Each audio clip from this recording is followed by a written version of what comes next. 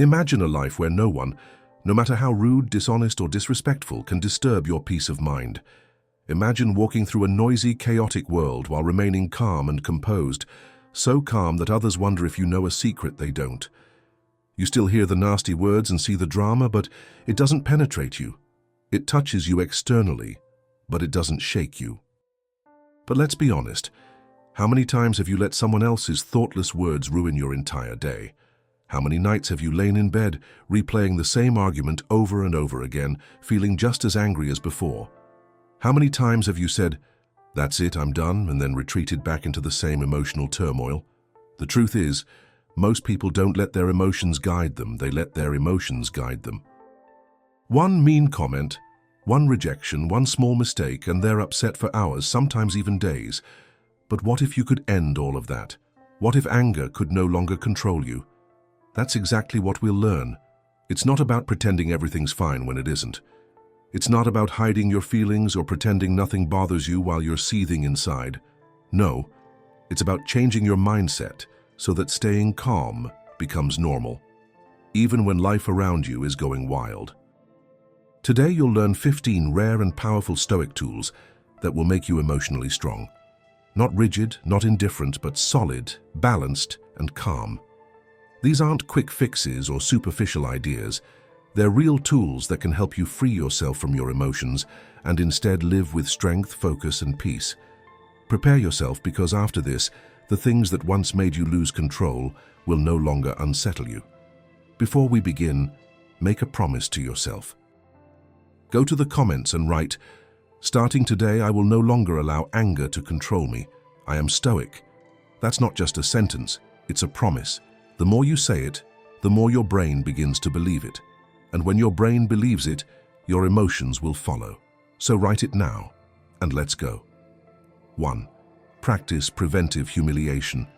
Prepare yourself, because this first step may feel a little strange at first, but it can give you a peace that no one can take away. The Stoics had a name for it: intent of evil. That is, you have to think in advance about potentially bad things. But what if you didn't just prepare for being mistreated, but trained yourself to cope with it? The truth is, most of our anger isn't caused by what's happening in the moment. It's caused by surprise. You didn't think someone would ignore you. You didn't expect someone to speak to you like that. You weren't prepared to be excluded, judged, ridiculed, or misunderstood. When it happens, it hits you hard, and your thoughts spin out of control. Imagine starting your day thinking about these things, not to scare yourself, but to take away their power. Imagine someone interrupting you, someone being rude, someone not noticing your efforts, and practice staying calm even in your thoughts. That way, when it actually happens, you won't be surprised, and it won't control you. Imagine someone interrupts you, laughs at your hard work, or blames you for something you didn't do. But instead of getting angry or upset, stay calm inside and tell yourself, "I saw this coming. I'm okay with it. I get it." Now take it a step further. Don't just imagine the mean words. Imagine that the person might actually be right. Imagine that the person yelling at you isn't evil or crazy. They're just a human being in pain. Maybe they've been through a lot of pain in their life. Maybe no one ever taught them how to be kind. Maybe they've been lied to, disappointed, or excluded so many times that now all they know how to do is defend themselves. So when they yell or say something mean, it's not really about you. It's like they're bleeding inside and that pain is flowing toward you. Your job isn't to ease their pain. Your job is to keep yourself from reacting to it. We call this preemptive humiliation. It means you prepare your feelings before the world tries to hurt them. You don't wait for life to embarrass you. You imagine it in advance. You're running straight into the fire of rejection, judgment, and hard feelings, all in your head before the day even begins. When something like this happens in real life, it doesn't break you or surprise you. You've already practiced staying calm. It's as if you're strengthening your emotions, as if you're giving them a protective shield. Every morning, spend 1 minute imagining something difficult, someone ignoring your idea, a friend who doesn't respond, a stranger saying something mean about your work. Picture it clearly. Then take a deep breath. Let the image pass through your mind.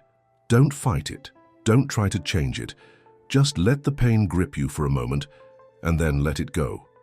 Once you can feel an insult without becoming the insult yourself, you've won. You escape the trap of having to be liked or accepted by everyone. You regain your power and understand. No one can embarrass you unless you allow it. Marcus Aurelius, a great Stoic thinker, practiced this daily.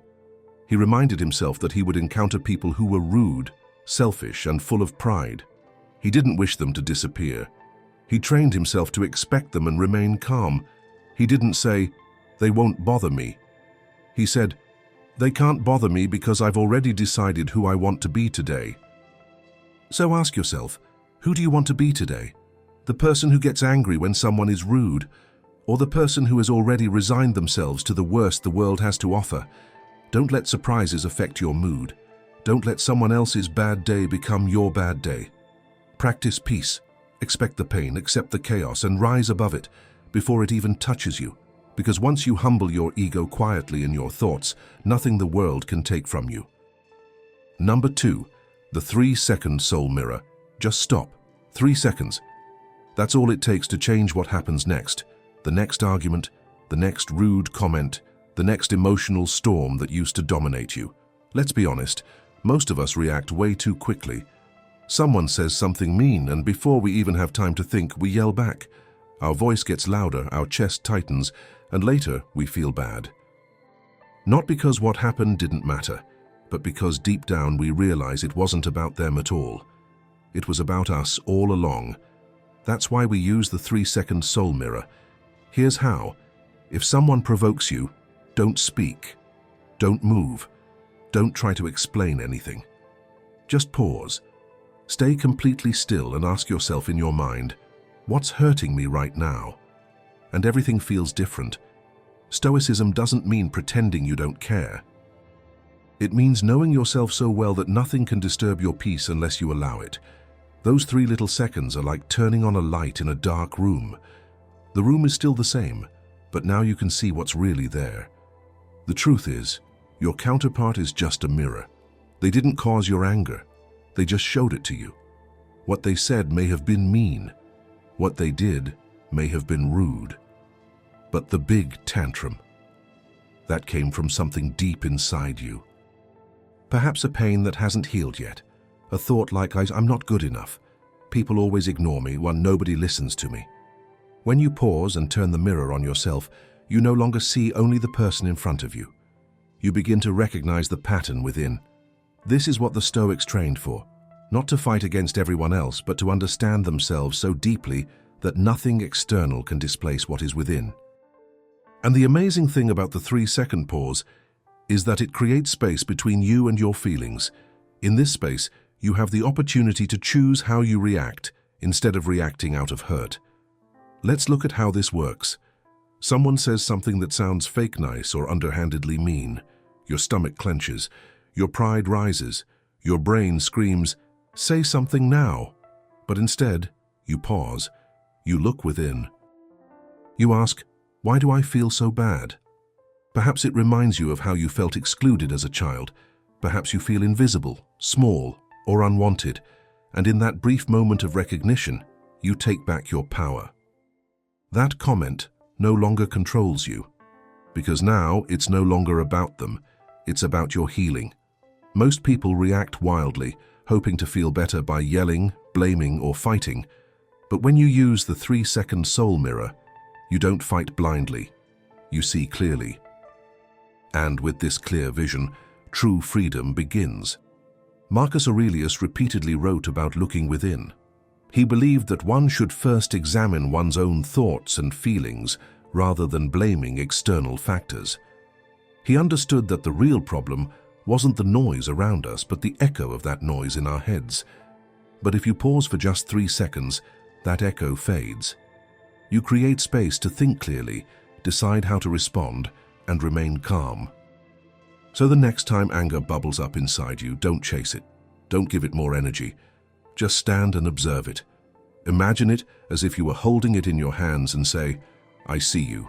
I know where you're coming from, but I decide what happens next." Just 3 seconds. That's all it takes. And those 3 seconds can protect your peace, your friendships, and your self-perception. Make this your new rule. Never speak from pain. Speak from understanding that pain. Look in the mirror with your heart before you open your mouth, because once you become someone who acknowledges your pain instead of being trapped in it, no one can use that pain against you. Number 3 is displacement meditation. Stop and imagine. Someone just said something that hurt your feelings. Maybe they rolled their eyes. Maybe they acted like your hard work didn't matter. Maybe they snapped at you for no reason. Your chest feels tight. Your jaw stiffens. Your whole body feels hot, like it's about to explode. In moments like these, most people lose control. But you're not like most people. You learn to control yourself. So instead of reacting immediately, you use a tool called displacement meditation. It sounds complicated, but it's actually quite simple. If someone upsets you, don't respond right away. Mentally change the person. That's right, swap them. If a rude coworker annoys you, imagine them as a small child having a tantrum. If a stranger is secretly mean, imagine them as an old person who is confused and doesn't know any better. If someone yells at you angrily, imagine they are very sick and scared and say mean things because they hurt inside. Then ask yourself, would I yell back? Would I try to win the argument? Would I waste my energy proving I was right? Of course not. You would feel kindness. You would be gentle. You would calm down. Maybe you would even smile. This little switch in your brain is the core of what the Stoics understood best, that most of the pain people radiate isn't really about you. It's their own pain they're passing on. Most people don't intentionally want to ruin your day. They're just caught in their own storms, and sometimes you get splashed. Displacement meditation teaches you to notice the storm, not just the splashing. It helps you stop seeing people as enemies and start seeing them as people with their own problems. Problems like stress, anxiety, confusion, or bad habits they picked up long ago. Marcus Aurelius wrote about this often in his meditations. He reminded himself that people who upset us usually act that way because they don't know any better or aren't strong enough to act kindly, not because they're truly bad. He didn't say that to let people get away with their bad behavior. He said it to keep his own peace. When you change the way you see the person, the story in your head about what happened changes. And when the story changes, the bad feeling goes away. Now, that doesn't mean you should let others treat you badly. It doesn't mean you should let them push you around. It means you act with a clear mind, not a hurt one. You continue to set rules for how others treat you, but you don't lose your composure. You continue to speak the truth, but you don't let anger twist your words, so try it. The next time someone says or does something that bothers you, don't show your true reaction. Flash forward to the best version of your imagination. See a toddler throwing toys, not an adult acting foolish. See an old person muttering in confusion, not your boss yelling orders. See a scared person at the end of their life, not a friend who now seems mean. Then breathe. Relax your shoulders. Lay down the sword you carry within you. The argument you thought was personal wasn't about you at all. That's the magic of displacement meditation. It calms your pride and awakens your goodness. It turns your anger into a lesson. It helps your heart grow instead of shrink. And the best part, you remain in control, not the other person. Because once you learn to swap reactions in your mind, the world may remain chaotic, but you don't have to be. Then you stop reacting and start rising above everything. Number 4 is the breakdown of the fairness contract. Let's face it, most people spend their lives trying to ignore it. Life isn't fair, people aren't always fair, and the world doesn't promise to be fair to you. This may be a little painful at first, but once you truly understand it, it becomes one of the most powerful forms of emotional freedom you'll ever find. Because most anger, frustration, and hurt feelings don't come from what actually happened. They come from what you thought was right. Allegedly happen. You thought someone would respect you. You thought they would thank you. You thought they would be kind, fair, or listen. And when they didn't do what you hoped, it felt like they had taken something away from you. But here's the truth. There was no deal. There was no promise. There is no rule book in heaven that says people must reward their kindness or treat them as you treated them. This idea that fairness is guaranteed is what the Stoics called a fallacy, and now it's time to break it. I call this the fairness contract, the supposed agreement everyone else has agreed to, even though they haven't. You think, I was there for them, so they should be there for me. Or, I told the truth, so they should too. But that contract, it exists only in your mind. And every time someone breaks it, your mind screams, that's not fair. But the Stoic doesn't shout, he sees what's really happening. And what does he see? He sees that justice is a gift, not something promised. That kindness is something you choose, not something you owe yourself. That life isn't meant to follow your plan like a script. And when you stop waiting for it, peace becomes normal. Let's make it simple. You help someone, and they don't thank you? Tear up the contract. You work hard, but someone else stands out? Tear up the contract. You remain loyal, but someone turns against you? Tear up the contract. Because when you stop expecting something, you no longer feel cheated. When you stop thinking that you are entitled to something, it is hard to feel insulted. When your mind is not attached to what should happen, it's almost impossible to stay upset.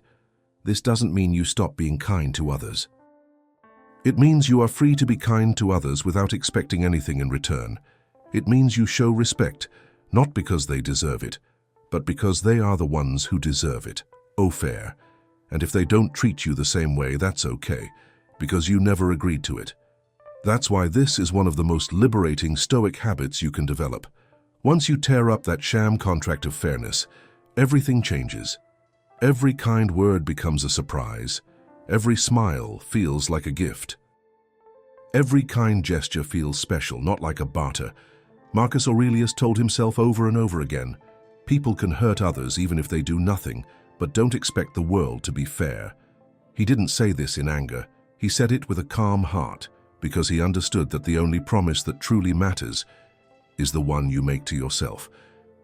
So make yourself a new promise today, the promise to act honestly and kindly, no matter what others do. The promise to do the right thing, not because you'll get something in return, but because it feels right inside. The promise not to break down every time someone breaks the rules you've kept in your head. Tear up the fairness contract, and when you do, you'll feel something strange but beautiful. Not cold or distant, but strong, calm, and grateful. Because now, when life is fair, you can smile. And when it isn't, you'll still be okay. And this calm feeling, it gives you the strength to be as stable as a mountain. Number 5, the spirit companion lens. Imagine, you're in the middle of an argument. Someone just said something rude. Perhaps they raised their voice, rolled their eyes, or launched an unfair attack to feel superior to you. And you feel it. The heat in your chest, the words forming in your mouth, the urge to strike back, to defend yourself, to protect your pride. But now pause for a moment and imagine this. Right beside you, though no one can see it, stands a silent presence, a ghost. But not a frightening one. This ghost is full of wisdom. Perhaps it's Marcus Aurelius, watching you calmly with peaceful eyes. Perhaps it's Epictetus, standing with his arms crossed, reminding you that the only thing you can ever truly control is your reaction. Or perhaps, even more powerfully, it's you. Not your current self, but your future self, the one you'll grow up to be. The calm, kind, and strong you, the one who doesn't need to argue or yell to feel important. This is what we call the ghost companion lens. It's a simple trick of the mind, quiet but powerful, that can stop most anger reactions before they even begin. Why does this work? Because people react differently when they feel like they're being watched, not just by others, but by someone they deeply admire. Someone they don't want to disappoint. And when you use this trick, you're no longer reacting alone. You're reacting in front of someone great.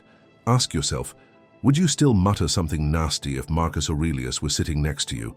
Would you still snap at the cashier if your future self, the one you're becoming, were standing behind you with a calm face and kind eyes? Probably not. This trick creates something important within you: responsibility. And that's exactly what Stoic strength is all about. Do the right thing even if no one sees it, because of you see. When you invite your spirit companion into the room, your behavior immediately improves. Let's face it, Most people explode with rage because they think the moment is private. They believe they have a right to feel this way and that no one would notice if they lost it. But when you include this silent witness, the lie disappears. You remind yourself, I am seen by the version of me that matters most. And that thought alone changes everything. Try it. The next time you feel like screaming, saying something mean, or shutting yourself away in silence, stop. Take a deep breath and imagine your mind standing next to you. See them clearly and distinctly. Let them watch, not to shame you, but to remind you of who you truly want to be. You'll feel it, the small change. Your shoulders will slump, your breathing will calm down. The anger will subside, and in this calm atmosphere you'll gain something most people never achieve: control over your emotions. Marcus Aurelius didn't need applause, retribution, or winning every battle. He only needed one thing: to be at peace with himself. That's exactly what the Ghost Companion lens gives you, a conscience so strong and solid that nothing can shake it. So from now on, never go through life alone again. Take your spirit with you to the table, into traffic, into difficult conversations. Let it stand there calmly and remind you of the person you want to become. And when that better version of yourself is in the room, anger loses its power. Number 6. Express the feeling, not the person. Think back to the last time someone really upset you.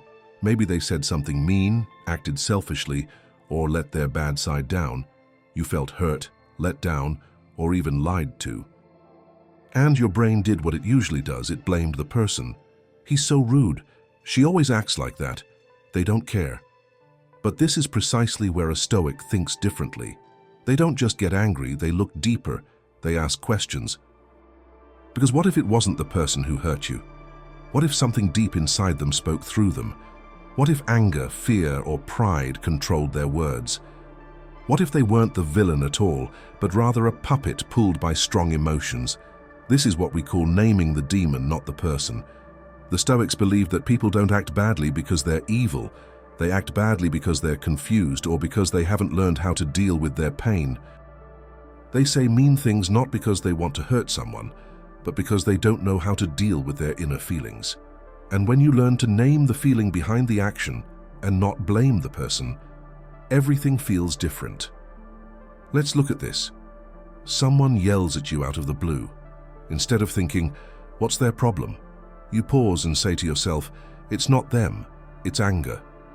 Someone spreads a rumor about you. Instead of reacting meanly, you say, that's fear talking. The fear of not belonging, the fear of being invisible.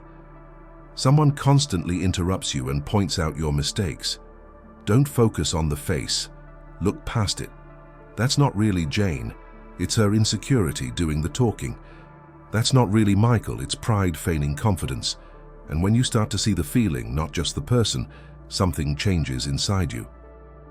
Your reaction becomes gentler, not because you're weak, not because you let them get away with it, but because you finally recognize the true reason for the behavior. This way of thinking gives you two important advantages. First, it helps you stay calm. If someone is mean and you tell yourself that's just selfishness, you no longer take it personally. You no longer think it's about you, but see it as the other person's internal struggle. You step back instead of intervening. You become someone who observes instead of getting drawn into the drama. Second, it helps you care, not in a gentle or forced way, but in a strong and clear way. The kind of care that says, I won't attack you because I see you're already fighting something inside. This calm, kind strength allows you to stand firm while everyone else loses control. Let them stand there calmly and remind you of the person you want to become. And when that version of you is around, anger doesn't stand a chance. Number 7, soul weight training. Think about the last time you got angry about something small. Maybe someone cut you off in line. Maybe a colleague made a rude joke. Maybe someone cut you off while driving. It only lasted a second, but it left its mark, didn't it? Your chest tightened. A voice in your head replayed the moment. Maybe you snapped at someone afterward. That's how it is with small emotional triggers. They creep up and steal your peace, one little annoyance at a time. But what if none of these moments were an attack? What if they were hidden opportunities to become stronger inside? What if the things that annoy you the most were actually your secret teachers? That's the idea behind soul weight training. Here's the mindset shift. Every irritation is like lifting a weight in your mind.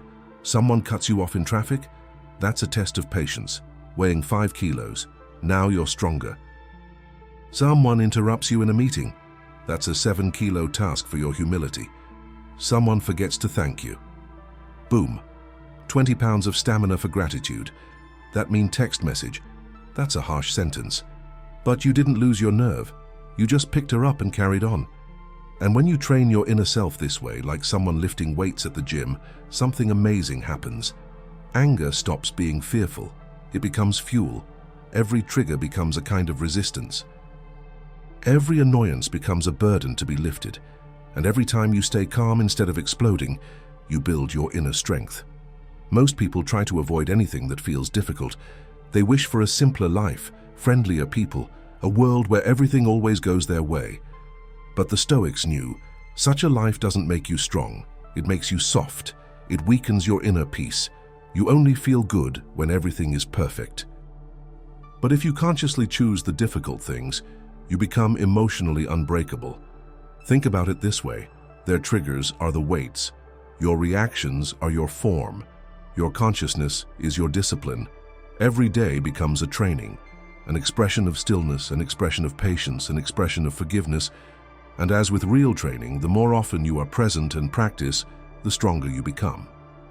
Let's break it down. You're in a hurry, and someone in front of you is walking super slowly.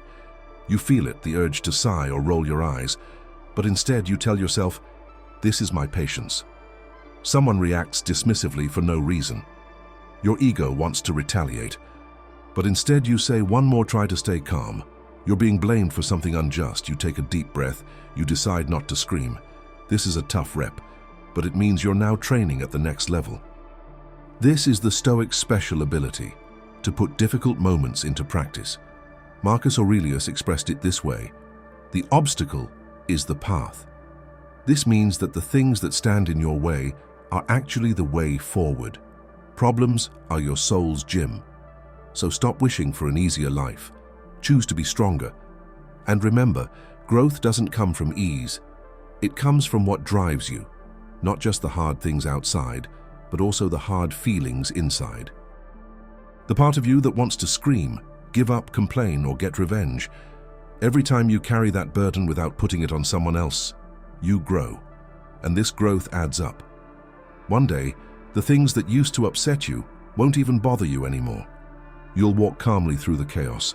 People will notice. They'll ask, "How can you be so relaxed all the time?" You will smile.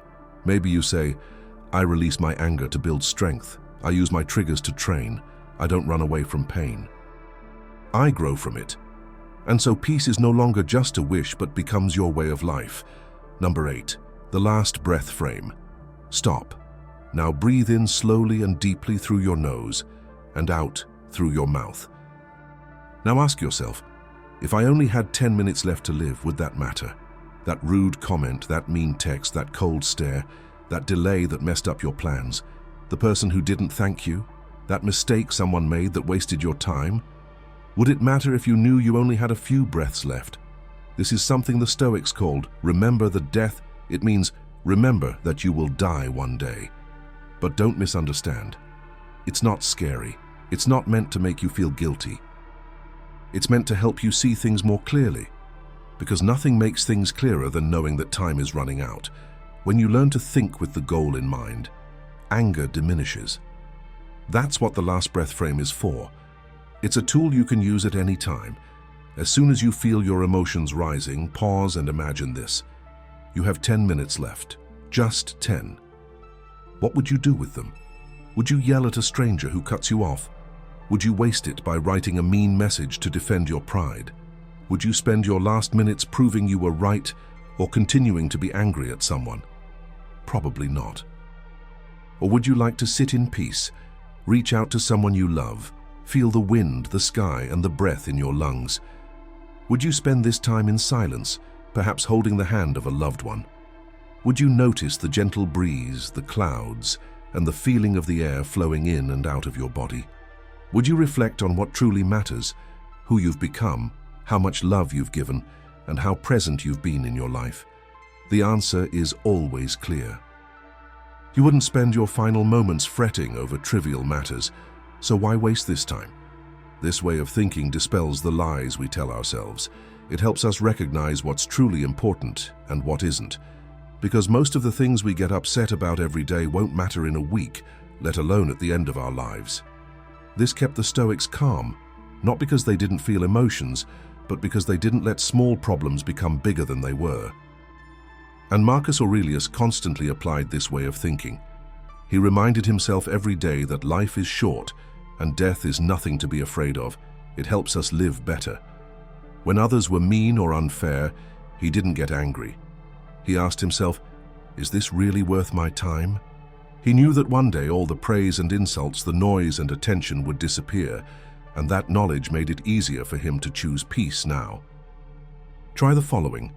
The next time someone disrespects you or tries to hurt your feelings, don't react immediately. Pause. Close your eyes. Imagine a countdown, 10 minutes left. Then ask yourself, is this how I want to spend my last 10 minutes? You'll notice your body calming, your breathing slowing, and your anger subsiding, not because it's gone, but because you've seen something greater. That is the gift of the last breath frame. It pulls you out of the small moment and shows you the bigger picture. It reminds you that most problems are like dust in the air. They have no real weight. And when you realize how short life is, that dust suddenly doesn't feel so heavy. So let that thought guide you. Life is short. Time is precious. Peace is more important than pride. And if today were your last day, wouldn't you like to go in peace, not anger? Use the last breath framework.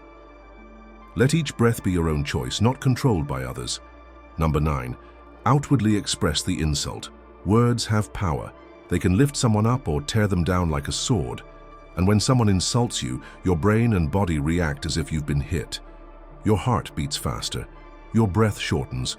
You go over what was said again and again, trying to understand it, defend yourself, even if you don't say anything out loud. But a Stoic doesn't let the insult sink in. The Stoic leaves it outside. Here's how.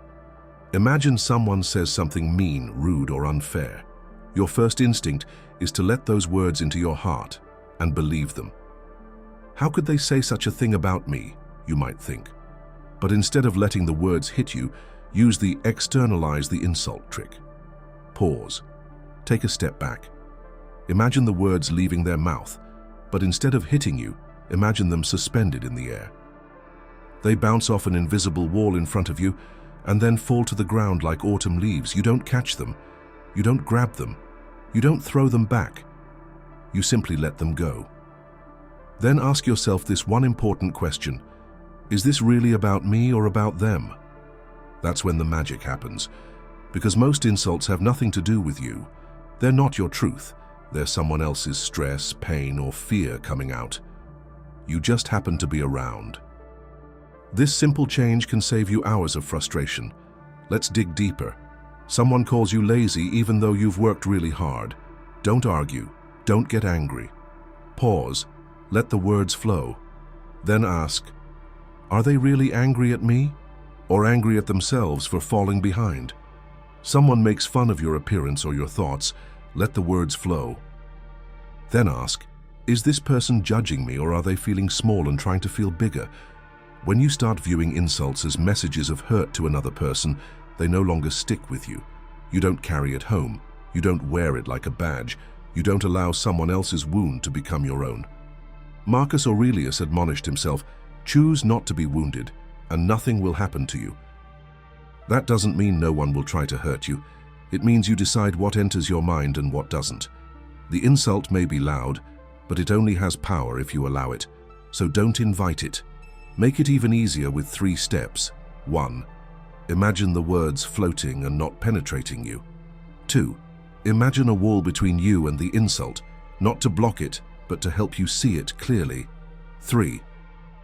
Ask, what pain could this person show me?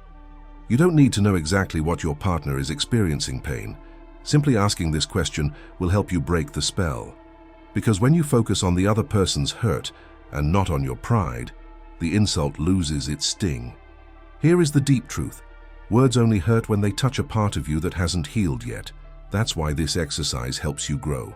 The less it hurts, the more whole you become.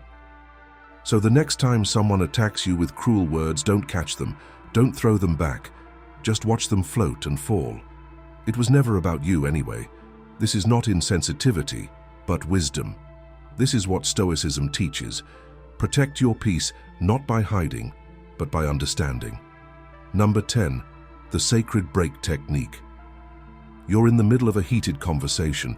Someone says something sharp, perhaps even cruel. You feel it immediately, like a fire in your chest. You want to scream, correct them, or simply walk away. This is precisely the moment when most people lose control. But the Stoic doesn't. He pauses. This is called the sacred pause technique, and it's one of the most effective ways to control your emotions. It's easy, but don't be fooled. This small change can completely transform your relationships, your reactions, and your inner peace. Here's how it works. When things get heated, do nothing. Don't talk. Don't make hand gestures. Don't roll your eyes. Don't let your feelings show. Instead, take a deep breath, relax your shoulders, relax your jaw. Allow a stillness to develop between what just happened and what you're about to say or do. This isn't running away or weakness. It's about controlling your impulse. Most people react like a match that catches fire, quickly and thoughtlessly. Stoicism, however, teaches something different. There is space between what happens to you and your reaction. And in that space you find your power, your freedom, and your dignity. That's what the sacred pause protects. Let's make it real. You're about to back down on a sarcastic comment. Stop. Feel your breath. Let your feelings come and go. Say nothing. You're about to send a text you might regret. Stop. Rest your thumbs. Look away from the screen. Wait 5 minutes. You're about to yell at someone who disappointed you. Stop. Let the words sit in your mouth, but don't say them yet. Feel how quiet it is. Then decide, is what I'm about to say speaking the truth or just my pride? This small space you just created, that's true victory. Most people believe that being strong means never being angry, sad, or hurt. But the truth is, we all experience these emotions. The Stoic doesn't let these emotions determine what happens next. Marcus Aurelius put it succinctly: you have power over your mind, not over what's happening outside. When you understand this, you will find true strength. And you will find it in the pause, because the pause isn't empty, it's full. It's the moment your better self emerges. It's the moment you escape the storm and return to your own calm. This is where maturity resides, where wisdom awaits, where peace hides. And this is what happens when you start using the sacred pause. You stop saying things you can't take back. You stop needlessly magnifying problems. You stop giving your feelings away to people who don't deserve them. Instead, you react consciously, calmly, and with control. Try this. For the next 24 hours, make a resolution. Every time you feel tension, pause, take a deep breath, and observe what happens. Then respond only when it aligns with your beliefs, not just your feelings. At first, it may be strange. You'll want to react quickly. You'll feel the fire. But over time, this pause will become your superpower. It will become a habit, a special moment that no one can take away. Because in this pause, you remember who you really are. And once you remember, no argument, no insult, no tense moment can tear you from your peace. This is not silence. This is strength. This is not hesitation. This is control. This is not doing nothing. This is Stoicism in action, and it all begins with a sacred pause. Number 11. Anticipation flip ritual. Let's be honest. Most of our pain doesn't come from what others say or do. It comes from what we expected. We expected kindness. We expected respect. We expected fairness, understanding, or even just politeness. And when things don't go the way we hoped, we don't just feel sad, we feel hurt. That's why Stoicism teaches a profound shift. Reverse your expectations before they turn you inside out. This is called the expectation-reversing ritual. Here's how. Before every conversation, meeting, or social moment, especially with difficult people, calmly say to yourself, "I don't expect kindness. I expect a challenge, but I will remain calm." Don't prepare for the best. Prepare for something to go wrong. And when you prepare this way, you reclaim your power. Most people live with invisible rules in their heads. They don't say them out loud, but they think, if I'm polite, others should be too. If I share, they should listen. If I do my best, they should accommodate me. But Stoics know that life doesn't work according to our rules. People don't read the script we've created in our heads. And most importantly, our peace shouldn't depend on what others do. Let's be honest. You go to a meeting where you usually feel ignored. Change your expectations. You might be interrupted or ignored, but you stay calm. You call someone who often makes snarky comments. Change your expectations. They might do it again, but you won't get upset. You go home to visit your family where old hurts still linger. Change your expectations. They might not change. That's okay. You're here to practice calm, not to receive recognition. This is where the magic lies. When you stop expecting others to be easy, you stop being disappointed when they aren't. You avoid emotional traps before you step into them. Your body no longer feels constantly tense, waiting for others to be perfect. Marcus Aurelius used this idea daily. In the first chapter of his Meditations, he wrote, "Today I will meet people who are annoying, ungrateful, proud, lying, jealous, and unkind." He wasn't negative. He was simply ready. He wasn't hoping life would be gentle. He was training himself to stand firm no matter what. That's the Stoic advantage. When you change your emotional rules, expect trouble, but promise to remain calm, you no longer allow others to control your peace. You stop hoping that others behave this way just to make you feel good. Instead, you build an inner peace that no one can take away or rob you of. Try this. Before your next conversation with someone, pause and quietly say to yourself, "I expect nothing from them. Everything I need is already within me." Then go in, not ready to fight or defend yourself, but fortified by your inner strength. Because the truth is, the world doesn't owe you kindness, but you do owe yourself peace. And once you've promised yourself that, no one can take it away from you. This is the ritual of changing expectations. This means emotional independence. This is Stoicism, not just as an idea, but in real life. Number 12, take on the role of cosmic observer. Sometimes just changing your perspective is enough to avoid trouble. Take a step back. You're not trapped in the moment. You're not stuck in your feelings. You're not clenching your fists and wondering how to respond. You're observing everything from above. That's the power of the cosmic observer. It's a Stoic trick that sounds strange, but it works really well. Once you practice it, you'll wonder why things bother you so much. Here's how it works. When there are conflicts, when people say mean things, when something feels uncomfortable or someone annoys you, don't get stuck in the moment. Imagine leaving your body, float upwards, out over the room, the city, the sky. Become like a satellite in space looking down at Earth. Observe from up there. See yourself down there, a person, one of billions, in an instant that will pass. A situation that feels big now, but from up here seems small, neutral, and unimportant. The scream? Just a tiny flicker on a blue planet. The awkward conversation? Just a quick wave in the air. The argument you have to win? Just a small scene in a movie no one will remember. From this height, there are no enemies. No victories or defeats, no pride, no embarrassment, no insult lingers when you zoom out this far. And that's the secret. Distance makes the drama disappear. The Stoics didn't use this distance to escape life. They used it to understand it better. Marcus Aurelius often reminded himself of the bigger picture. He wrote, "Everything is transitory, even fame and famous people." He saw life as a brief moment in the vast universe. From this perspective, how could small emotions control him? When you become a cosmic observer, anger loses its power. Anger needs proximity, intimacy, and focus. It wants you to believe this moment, this insult, this person is everything. But when you rise up, anger has nothing left to cling to.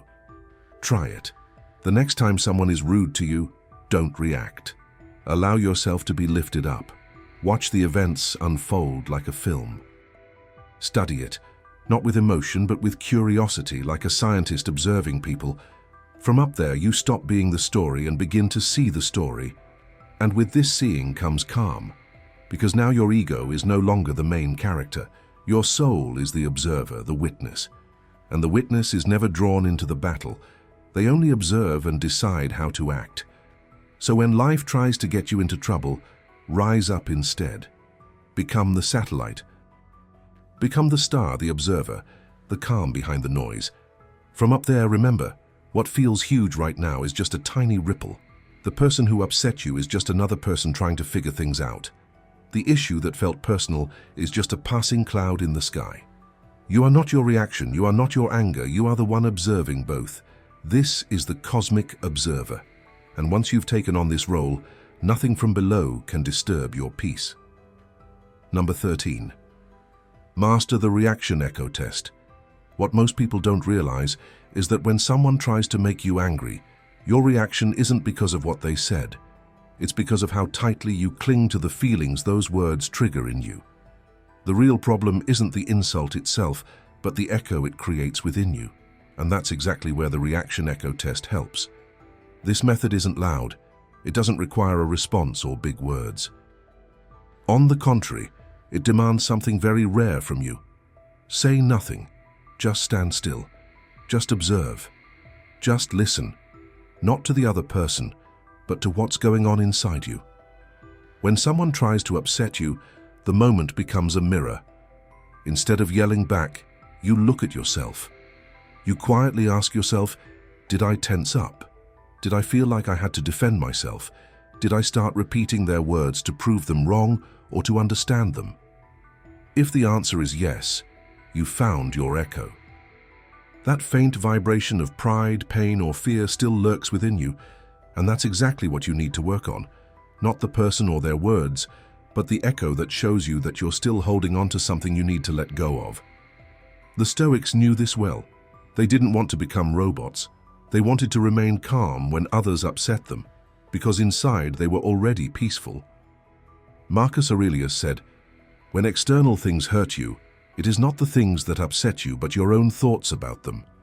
In other words, what hurts you is not what others say, but what you think about them. How do you practice this?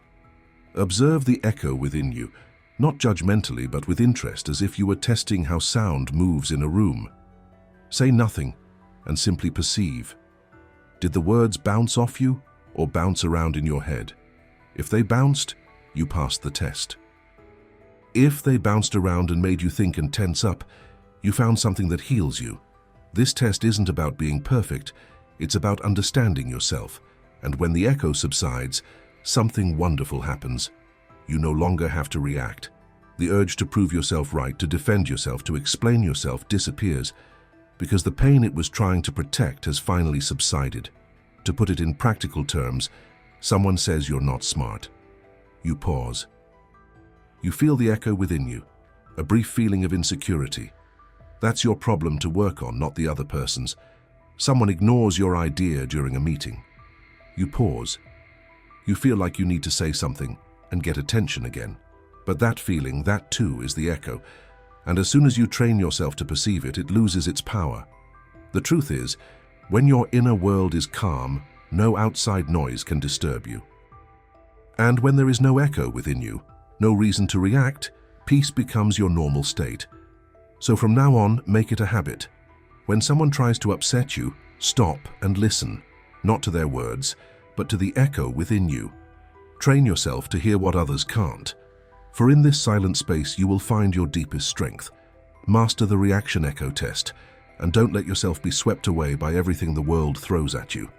When your inner space is silent, nothing echoes back. And when nothing echoes back, nothing controls you. Number 14. Give the gift of being wrong. Let's face it, being right feels good. There's a thrill, a sense of power, a feeling of control when you correct someone or assert a point of view. But the more you have to be right, the easier it is for others to rob you of your peace. That's why one of the most powerful Stoic steps is this: let others be wrong and don't let it bother you. Most people can't do that. They hate letting mistakes go without intervening. If someone misunderstands a fact, they interrupt. If someone says something they don't agree with, they contradict. If someone spreads a rumor or misunderstands their intentions, they rush to the defense. But here's the Stoic truth: the need to correct others is just another form of ego. When you let go of that need, you find a peace few people ever find. That means giving the gift of being wrong. It means someone is completely wrong about history, and you let it happen. Someone is underestimating you, and you smile quietly. Someone speaks with the wrong kind of confidence, and you let them walk away feeling like you've won. Why? Not because you're weak or don't care, but because you've realized that being right isn't always worth losing your peace for. Let's look at this more closely. Someone says something wrong about a conversation you were having. Your old self would interject, "I didn't say that." But your Stoic self observes, breathes, and lets it go. Why? Because your truth isn't compromised by the other person's mistake. Someone expresses a completely wrong opinion. You could argue, show your wisdom, or expose them. But instead you choose to remain calm. Why? Because not every battle requires a warrior. Some need a smile and silence. Marcus Aurelius wrote, "One always has the choice not to have an opinion." What he meant was, you don't have to correct the world to preserve your own truth. You don't have to win every argument to be sure of your insights. The strongest person in the room is often the quietest. This doesn't mean letting lies go unpunished or allowing harmful ideas to spread. It means thinking before you speak. You ask yourself, is this correction really necessary, or is it just about my ego? Is my peace worth this fight? Do I have to be right, or can I simply be free? Because this is the true power trick. If someone is wrong, and you don't have to prove it, you don't grin, you don't make any hints, and you don't walk away feeling secretly better. You simply put the moment behind you. The other person's mistake becomes neutral. The misunderstanding doesn't matter. This isn't detachment. This is emotional royalty. Try it today. Let someone be wrong without saying anything. Let the conversation continue without correction. Let your mind quietly say, "They can have that. I don't need it." And you'll feel it, the quiet strength that grows, a strength that comes not from winning, but from self-control. Because when you no longer have to be right, you become carefree. And in a world that wants to win every argument, your calmness becomes your crown. Number 15. Burn the identity contract. Let's talk about the hidden leash that controls most of your anger and that you may not even see. It's invisible, silent, and deeply embedded in your mind. It's not the insult that makes you lash out. It's not the disrespect or the misunderstanding. It's something that underlies all of this, your identity contract. The identity contract is the secret deal your ego has made and signed without your consent. It states, "I'm smart, so I can't be questioned. I'm kind, so I must be treated kindly. I'm respected, so I can't be disrespected."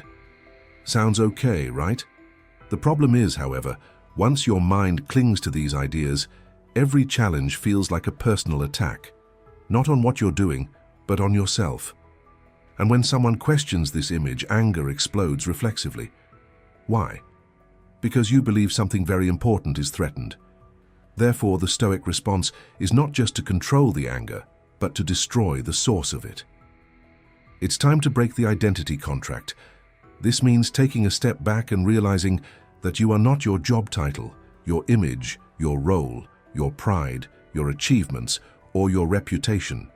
You are the consciousness beneath it all, the part that observes everything. Once you let go of your identity, the ego has nothing left to protect and nothing left to hurt it. Let's look at this more closely. Someone says, "You're not smart."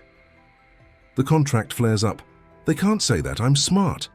But what if you burn that contract? Suddenly there's nothing left worth fighting for. You don't have to argue or prove anything. You just are. Someone calls you selfish. Your ego screams, "No, I'm nice." But if you burn the contract, you no longer have to convince anyone of who you are. Their words become background noise. Burning the identity contract doesn't mean you stop being kind, strong, respectful, or wise. It means you no longer need others to see you that way. You do these things because they define you, not because you want recognition. This emotional power cannot be broken, because if someone tries to destroy your image, they won't find a target. There's nothing to hit. You've already burned the paper behind which your ego was hiding. Marcus Aurelius practiced this daily. He reminded himself that he was a soul, a breath, a tiny part of the vast universe, not an emperor needing applause or obedience. This humility was not a weakness, it was his armor. It made him one of the strongest leaders of all time. Try this exercise. When someone hurts you, pause for a moment and ask yourself, what part of my identity am I trying to protect right now? And then, what remains when I let go of that image? What remains is the real you, the part of you that doesn't need applause, that doesn't get scared when misunderstood, and that doesn't crumble when judged. Burn the identity contract, and the next time someone insults you, you'll feel something different. Not anger, not pain, but freedom. Because once you stop wearing a mask, you finally find peace with your true face, and when you reach that point, nothing can hurt you anymore. Now you've realized the truth. Anger doesn't just happen. It's something you can control. Every annoyance, every insult, every slight, it only lasts as long as you allow it. But once you pause, rise above it, and choose not to react, you win. Not because you fought harder, but because you didn't have to fight at all. You've learned to practice peace before the world tests you. You've learned to find the true pain within yourself before blaming the cause. You've learned to remain calm despite insults, to stop expecting too much from others, and to watch the chaos unfold without letting it shake your soul. You've become an observer, a silent storm. And above all, you've remembered that you are not your ego, not your job title, not your self-righteousness. You are the calm in the fire, the solid ground beneath all the noise. So when the next test comes, and it will come, smile silently, observe it, let it go, and know that what once shook you is now only training you. Now it's your turn to say it. Leave a comment below and say, "I choose peace, I choose mastery, I am Stoic." Not just to share it, but to memorize it. And if this resonated with you, subscribe to the channel, because this journey doesn't end here. This is just the beginning of a life undefined by reactions. Welcome to the rarest form of freedom, the freedom to be unencumbered. Imagine being able to remain calm in the middle of a traffic jam, during a difficult conversation with your boss, or even during a major frightening event. That's the power of Stoicism, an ancient way of thinking that has helped people live happier and more fulfilling lives for centuries. Stoicism teaches us that we only control our own thoughts and actions. Everything else, the weather, the economy, the actions of others, is beyond our control. By accepting this truth, we can free ourselves from the worry and frustration that arise from trying to control things we cannot. Stoicism also teaches us to focus on what we can control, our own character and actions. By striving to live a good life, we can find a kind of inner peace that is not dependent on external events. In this video, we'll learn 10 key lessons of Stoicism that can help you find inner peace and control your emotions. Join us on this journey of self-discovery as we explore the ancient wisdom of Stoicism and learn how to apply it today. Lesson 1. Accept what you can control. Epictetus, a wise Stoic teacher, teaches us an important lesson, the dichotomy of control. It states that life is divided into two parts, things we can control and things we cannot. This idea is key to remaining calm and composed even in difficult times. Epictetus teaches us to focus our energy and attention on what we can truly control. This means our thoughts, our actions, our plans, and our reactions to them. By focusing on what is truly within our control, we can live purposefully and with control. The knowledge that our inner world belongs to us is the foundation of our peace. On the other hand, we have no control over things outside of us, like what's happening around us, and we should accept that. Epictetus uses the example of an archer, someone who aims carefully, draws the bowstring precisely, and releases the arrow well, yet is still uncertain about where it will land. We must learn to give up trying to control outcomes we cannot control. Letting go doesn't mean giving up. It means remaining calm and poised in uncertain times. The archer is happy because he knows he gave his best, no matter what happens to the arrow. This shows us how Stoics think about life. We focus on our goals and efforts and accept that the results depend on many things we cannot control. Stoicism reminds us to take control of our inner world and use the idea of control to remain calm in a world full of surprises. By investing our energy in what we can change, we stop trying to control what we can't and find peace in knowing we've done all we could. Lesson 2. The power of acceptance. One of the greatest teachers of Stoicism was Marcus Aurelius, a Roman emperor and philosopher. His wise thoughts, written down in his famous book Meditations, still teach us the power of acceptance. Marcus Aurelius helps us understand that life is full of ups and downs, victories and defeats. Life moves like waves, ebbing and flowing. There are things we cannot change or control. Marcus Aurelius, a Stoic teacher, urges us to accept these immutable truths. In Stoicism, acceptance means agreeing with the fact that life is constantly changing and nothing lasts forever. It means detaching from an outcome and joining the flow of the universe.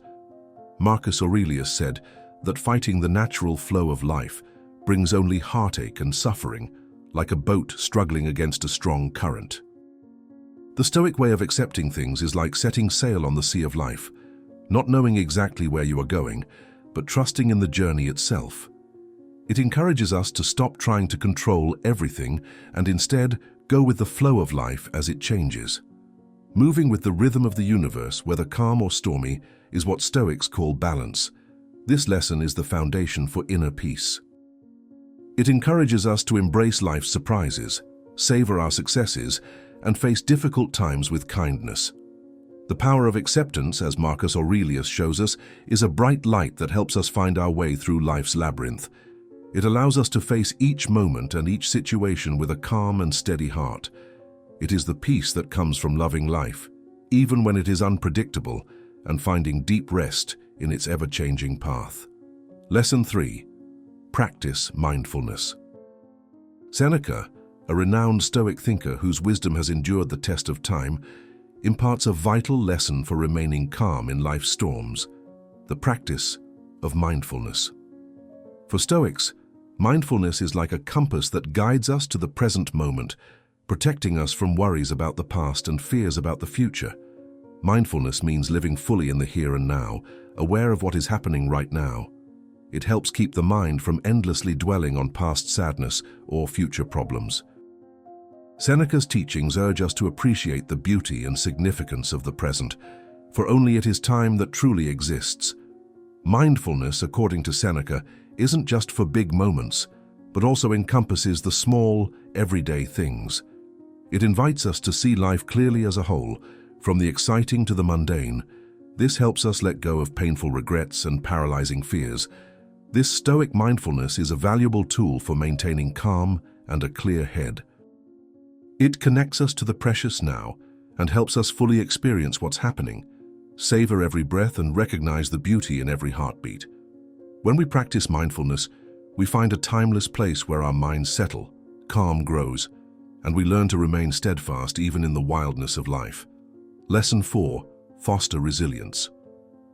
Resilience is a central theme of Stoic wisdom, and Epictetus, a great Stoic teacher, speaks loudly about facing hard times with strong courage.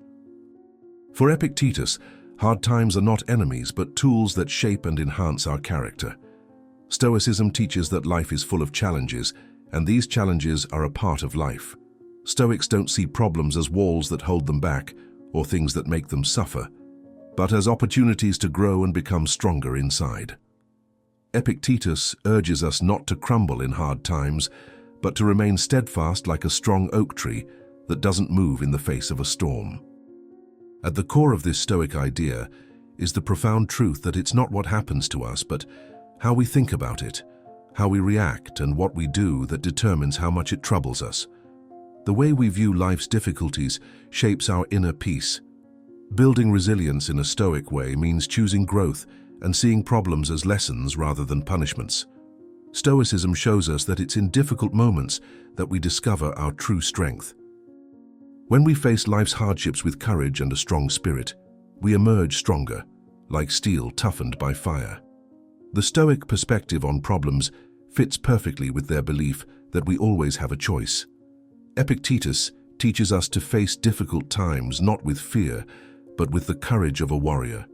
Through our reactions to what is happening around us, we maintain our inner calm. Resilience is the gift that helps Stoics sail calmly through the rough seas of life, never losing control, even in the worst storms. Lesson 5. Choose your answer. Epictetus, the wise Stoic teacher whose ideas have endured through time, teaches us a very important lesson. We have the power to decide how we respond to what happens to us. This lesson is a strong pillar of Stoic thought, like a lighthouse guiding us through the wild seas of life. Epictetus teaches that while we cannot control many external things, we can determine our response to them. This is the core of Stoic wisdom. In the quiet place of the Stoic mind, where calm and peace reign, control lies within us. Stoicism, a way of life based on self-control, celebrates the power we have over our response to life's many challenges. In this special place, the Stoic virtues, wisdom, courage, justice, and self-control, illuminate the path to inner peace. Epictetus urges us to reflect carefully on our thoughts and reactions, especially when life is hard. When we look within ourselves in this way, we awaken to a powerful truth. We have the special gift of choice. We can carefully decide how we respond to all the different things happening around us. Responding wisely to life's ups and downs is like painting a perfect picture on life's canvas. It means choosing to respond with the virtues of Stoicism, with the wisdom of wise people, the courage of heroes, the justice of good hearts, and the self-control of those who have learned to control themselves internally. The Stoics' toolbox, filled with Epictetus's wisdom, is a strong inner fortress of peace that even the harshest storms cannot destroy. By choosing carefully and living according to Stoic virtues, we build a protective shield that keeps us calm in difficult times. This is the Stoic call to navigate life's complicated paths with grace and strength, for in well-considered choices, we find the key to lasting inner peace. Lesson 6. Limit excessive desires.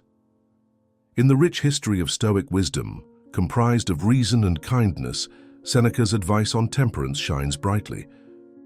Seneca, a wise teacher known for his profound thoughts on virtue and personal growth, teaches us an important lesson, one that urges us to control the wild desires that can disturb our inner peace. Stoicism teaches that too many strong desires are like wild storms at sea that can derail our lives and leave us perpetually unhappy and restless. Stoics know that too much desire, like too much money, power, or possessions, can be dangerous. They believe true happiness lies in wanting less, no more, than we truly need for a good and wise life. Seneca shares this Stoic idea and teaches us that true joy lies in having fewer desires.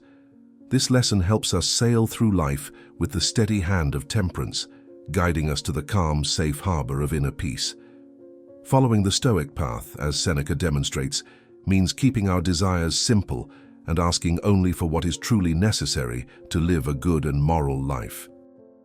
When we do this, we find the precious treasures of happiness and tranquility that are not dependent on the changing winds of fortune or external fate.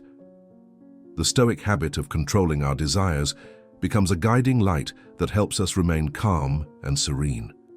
In this ancient wisdom, we find a profound truth. Chasing external treasures is like chasing a shadow that will disappear, while the true treasures live within us, waiting to be found. Seneca's teachings are a lasting testament to the Stoics' promise to master oneself and control one's desires, which paves the way to inner peace. Lesson 7. Be virtuous. At the core of Stoicism, which was embraced by great thinkers such as Epictetus, Seneca, and Marcus Aurelius, is the powerful promise to live virtuously. This promise lies at the heart of the entire philosophy. The Stoic virtues, wisdom, courage, justice, and temperance, act as a compass that guides us to a life of inner calm and peace. In the rich world of Stoic wisdom, virtues occupy a special place.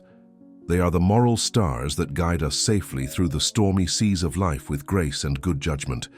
These virtues, deeply rooted in Stoic teachings, are not mere ideas.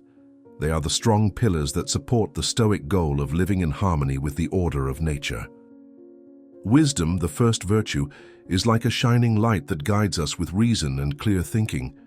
It calls us to develop a deep understanding of the world and our place in it. The wise Stoics, like Epictetus, knew that wisdom is the foundation of all other virtues. With wisdom as our guide, we can see the world clearly and recognize what is lasting and what is only temporary. Courage, the second virtue, is like the guardian of our moral strength. It teaches us to face life's difficulties with a steadfast heart and courage. For Stoics, courage doesn't mean being unafraid, but rather overcoming fear. It means remaining steadfast in spirit during difficult times. Seneca praised courage as the key to a strong and steadfast character. Justice, the third virtue, spreads its mantle of fairness over the Stoic path. It calls us to live according to the rules of what is right and just. Stoic teachers, inspired by justice, help us make fair and good decisions. Justice ensures that our actions conform to the moral rules of the universe and brings inner peace and tranquility. Temperance, the last virtue, is the guardian of balance and self-control. It reminds us to keep our desires in check, for true happiness arises from temperance. Seneca emphasizes in his writings the importance of keeping our desires simple and seeking only what is necessary for a good life. Through temperance, we find deep inner peace, no matter what happens externally. These virtues, taught by many Stoic thinkers, together shape a life that conforms to the Stoic ideal. They act like a shining light, guiding us through life's rough seas with grace, wisdom, and inner peace. By following these virtues and allowing them to fill our thoughts and actions, we remain calm and serene, fulfilling the Stoic promise to live in inner harmony and act rightly. In the broader sense of Stoicism, virtues are the bright colors that paint a picture of a life in harmony with the eternal truth of the universe. Lesson 8. Understand that life is fleeting. Marcus Aurelius, the Roman emperor and Stoic thinker, wrote extensively about the transience of life in his meditations.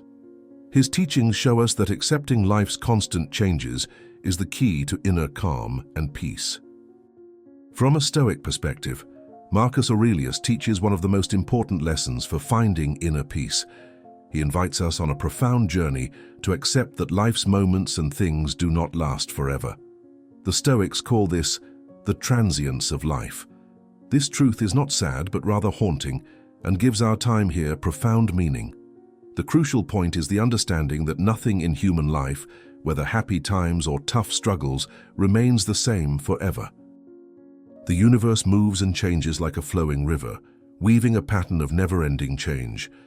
The wise Stoic does not fight this natural dance, but chooses to go with it, with grace and wisdom. Marcus Aurelius calls us to free ourselves from the heavy attachment to fleeting moments that shine like stars in the night, and to things we only hold on to for a short time.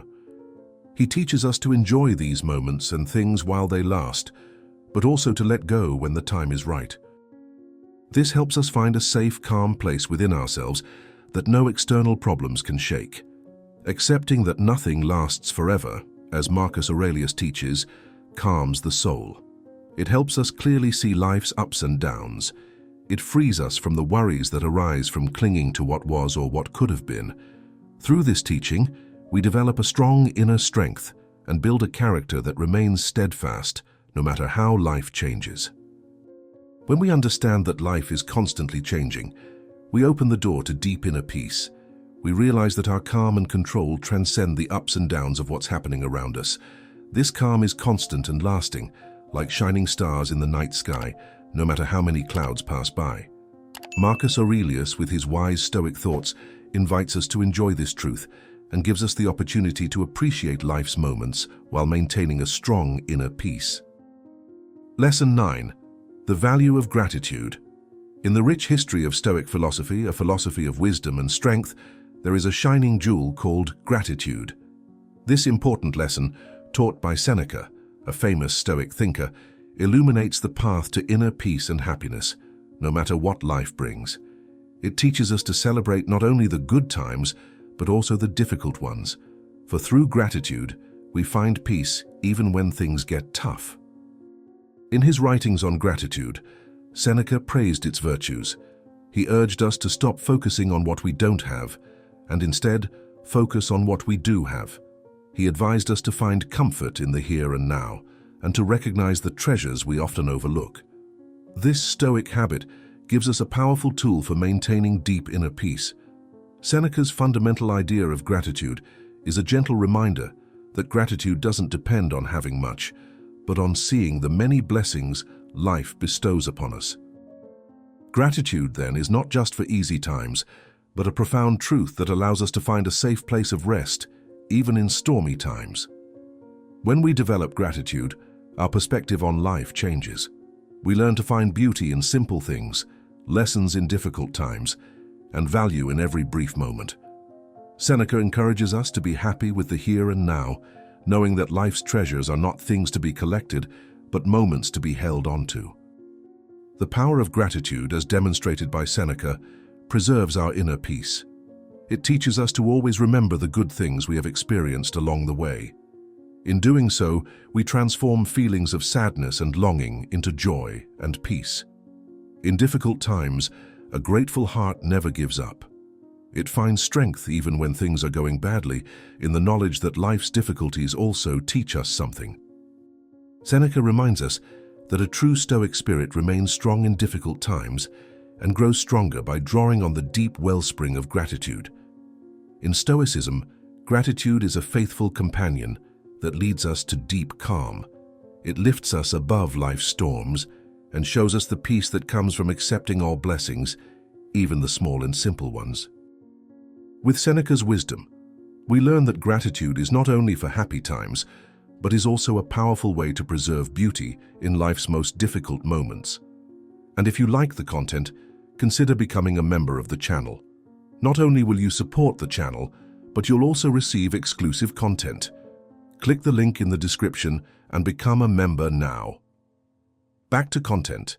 With every breath, every heartbeat, and every brief moment, we are given the opportunity to experience gratitude. Seneca's Stoic teachings invite us to love the present, not just because life can be hard, but precisely because of those hard times, and to enjoy the beauty around us. In this positive habit, we find deep peace and calm, even when life feels like a storm. Lesson number 10. Keep learning and growing. In the profound history of Stoicism, where wisdom blends with strength and self-control, there is an important lesson that calls us to embark on a lifelong journey of self-improvement. Epictetus, a great Stoic thinker, is a powerful guide on this path, showing us that inner peace and control are achieved through constant growth and learning. The Stoics often talk about the importance of constantly improving. Epictetus in particular captures this lesson. He invites us to keep moving forward, to learn and to grow. He says that this journey is filled with wisdom that helps us face life's problems with kindness and understanding. At the heart of this Stoic idea is the profound truth that life never stands still. We are not stuck in one place, but can change and develop at any time. The promise of continuing to learn and grow never ends, reminding us that no matter where we are, there are always new things to discover and good habits to develop. The Stoic goal of improvement fits perfectly with the search for wisdom and peace. It shows us that inner peace and self-control are not fixed values, but rather grow steadily with increasing learning. Epictetus advises us to seek wisdom like a precious treasure, for it is the guide that helps us find our way through life's difficult paths. The path to recovery is fraught with life's ups and downs. We don't have to be perfect, but rather evolve. We don't have to stay the same, but rather grow step by step. This Stoic lesson gently reminds us that there is no final destination, but rather an endless adventure of improvement. By learning this lesson, we can face life's tough times with strength and courage. The Stoic spirit gains strength not by avoiding problems, but by using them to grow. We learn that problems are not obstacles in our path, but stepping stones, and that every tough time teaches us something. The promise to keep learning is like a shining light in the storm, bringing us peace when life gets tough.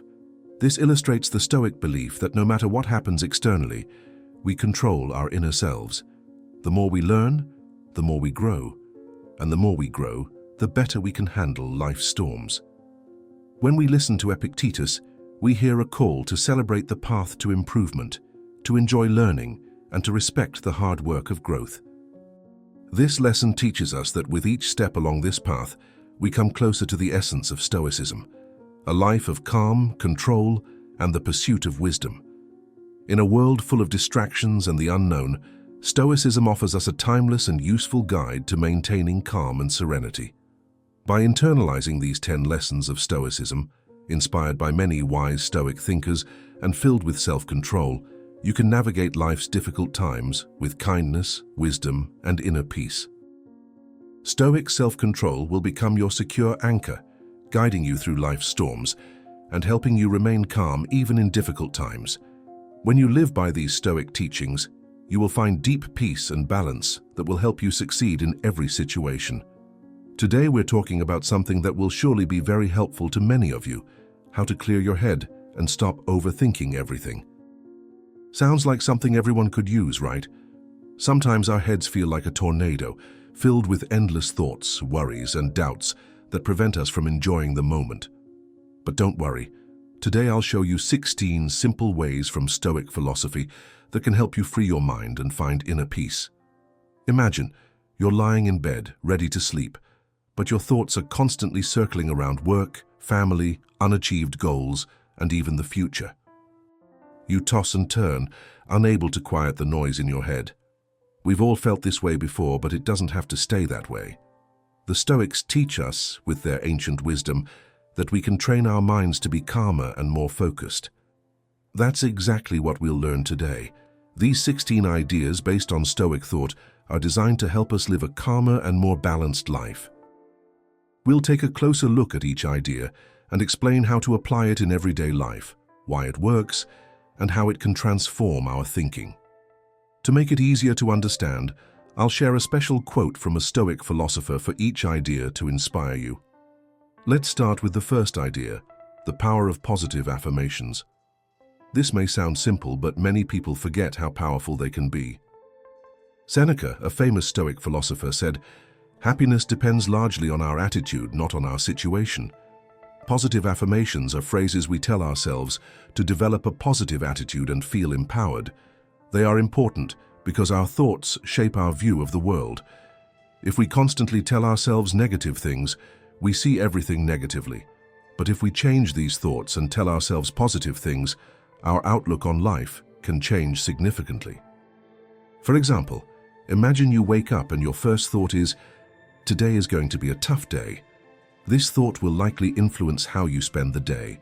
But if you tell yourself, "Today I can accomplish great things," this thought can energize you and give you a better start to the day. Positive affirmations work because they help us shift our mindset and focus on success instead of fear. This helps reduce anxiety and prevents us from thinking too much about bad things.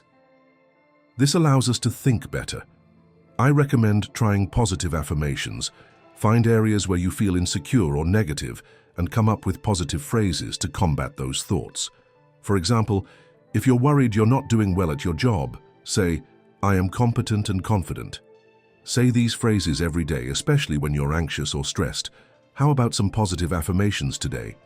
Choose one that feels right for you and start saying it. Now let's move on to the second point, simplify your life. This may seem simple, but we often forget it. Seneca also said, "It is the mind that does good or evil. It is the mind that makes us unhappy or happy, rich or poor." Our world today is very complicated. We have too many things, too many jobs, and too many worries. This overloads our minds and makes them tired.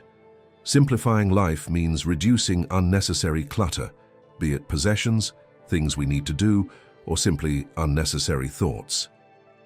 Think about your home. How many things do you have that you don't actually need? Each one adds to your burden.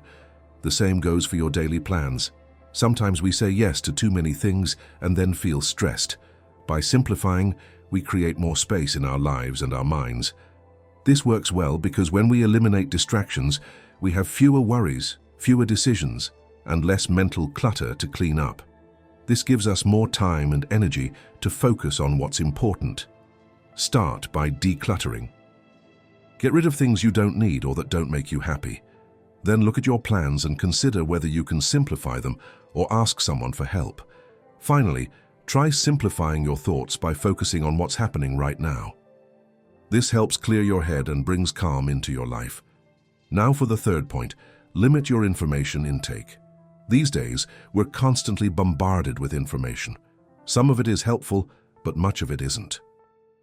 Too much information can overwhelm our minds and prevent us from living in the here and now. By choosing to receive less information, we reduce distractions and can focus better. This is difficult these days with all the news, social media, emails, and messages everywhere, but it's very important for our mental health. Marcus Aurelius wisely said, "The happiness of your life depends on the quality of your thoughts." Our thoughts are shaped by the information we receive. When we're constantly bombarded with too many messages and news, we quickly feel overwhelmed. This constant battle for our attention leads to too much clutter and stress in our minds. By limiting the amount of information we consume, we can reduce the mental noise in our heads. First, pay attention to the sources of information you use. Choose only those that truly help you, and avoid those that only cause stress or worry. Another good step is to set time limits for electronic device use. For example, you could check the news only once a day or use social media only at certain times. This method works because when we take in less information, our minds can quiet down and reflect on the things that really matter. This opens the door to deeper thinking and creativity. The fourth idea is to exercise regularly, as it's good for both body and mind. Seneca once said, "The mind is full of anxiety about the future. It is unhappy." Exercise is an excellent way to alleviate this anxiety and clear our minds. Regular exercise not only makes our bodies healthier, but also improves our mental health. When we exercise, endorphins are released, which make us feel good and reduce stress. Exercise also helps us focus on movement and breathing instead of on our worries. Imagine starting your day with a run. You feel the fresh air on your skin, the steady rhythm of your feet on the ground, and your mind clears. When you run, your worries about work or personal problems disappear. You simply enjoy the moment.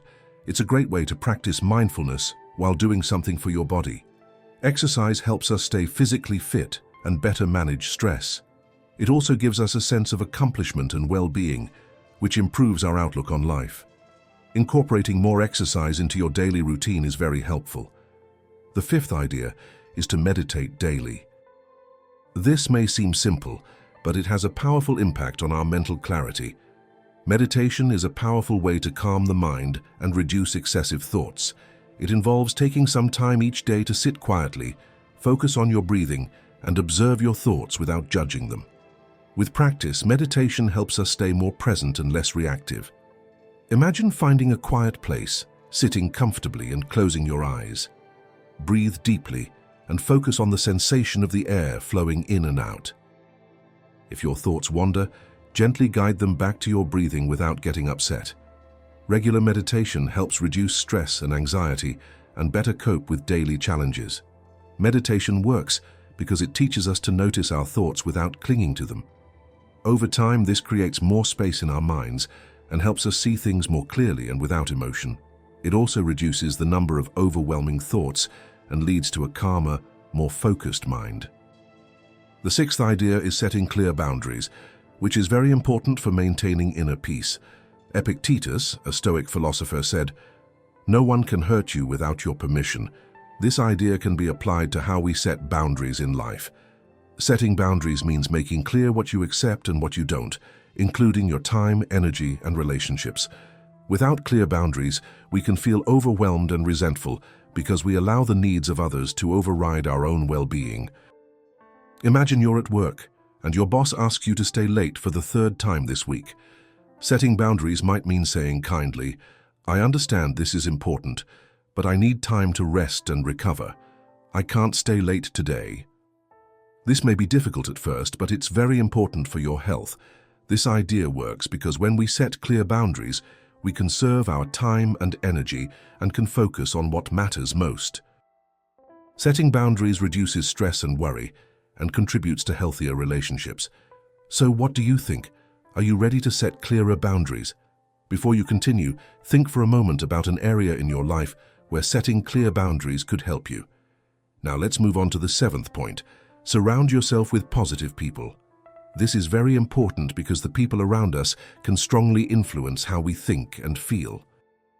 The strongest person is the one who is in control of themselves. This also includes choosing wisely who we spend our time with. The people around us have a profound influence on our psyche. If we are often around negative people, we may also feel negative. But if we are around positive people who support and build us up, we tend to feel more positive. Think of a friend who always sees the good and encourages you to do your best. Spending time with this friend can inspire you and give you self-confidence. On the other hand, being with someone who constantly complains can drain you of energy and depress you. Why does this happen? Because feelings and attitudes can be passed from person to person. When we feel positive, we feel happier and less stressed. This doesn't mean we should ignore people going through difficult times, but we should be mindful of how their energy affects us and try to be with people who cheer us up. The eighth thought is to accept that nothing stays the same forever. This is a very important part of Stoic philosophy that helps us find inner peace. Marcus Aurelius said, "Look at how many waves of change have washed over you, and you will see that things that are constantly changing should not frighten you." Accepting impermanence means understanding that everything in life, our situations, feelings, and even ourselves, is constantly changing. This idea can help us reduce stress and worry because it frees us from the thought that everything has to stay the same for everything to be okay. Imagine you are facing a difficult problem that is causing you great concern. Understanding that this situation will change helps you realize that it will not last forever. Everything good and bad changes over time. When you truly accept this, you learn not to hold on too tightly to something, which gives you a deep sense of peace. Why does this work? Because when we accept change, we become more flexible and stronger. Instead of resisting change, we welcome it and adapt. This reduces unnecessary worry because we stop trying to control things we cannot control. The ninth idea is to devote time to hobbies. We often forget this in our hectic daily lives. Epictetus reminds us how important free time is for a happy life, if used wisely. Hobbies are things we enjoy doing that make us happy. When we take time for these hobbies, we give ourselves a break from our worries and focus on something enjoyable. This not only relaxes our minds, but can also inspire us and make us more creative. Imagine you enjoy painting. Painting for an hour a day can be a wonderful way to clear your mind, express your feelings, and connect with yourself. It's not about being the best at your hobby. It's about enjoying the process and taking time for yourself. Why does this work? Because when we allow ourselves to do things that make us happy, we nourish our souls, reduce stress, and create a healthy balance in our lives. Hobbies also help us practice mindfulness as we focus fully on what we're doing. So what do you think? Are you ready to spend more time on your hobbies? Before you go any further, think about a hobby you enjoy and how you can integrate it more into your daily life. The 10th tip is to learn to say no. Many people find this difficult, but it's one of the most effective ways to maintain peace of mind. Seneca said, "It's not that things are difficult, but that we don't dare say them." Learning to say no can help us avoid being overwhelmed and becoming annoyed. We often feel like we have to say yes to every request, whether at work, with family, or with friends. But saying yes too often can cause stress and fatigue. Imagine being asked to take on another project at work when you're already overloaded. Saying yes might only stress you out more, but saying no politely and firmly helps you conserve your time and energy. Why does this work? Because by saying no, we protect our mental health and set healthy boundaries. Saying no allows us to focus on what matters most without overwhelming ourselves. It helps us avoid the fatigue and upset that comes with having too many tasks. Saying no isn't selfish. It's taking care of yourself to be happier and better at what you do. By saying no, you conserve your time and energy so you can focus on what matters most. So what do you think? Are you willing to say no when necessary? Take a moment to think about a time recently when you could have said no and how that would have reduced your stress.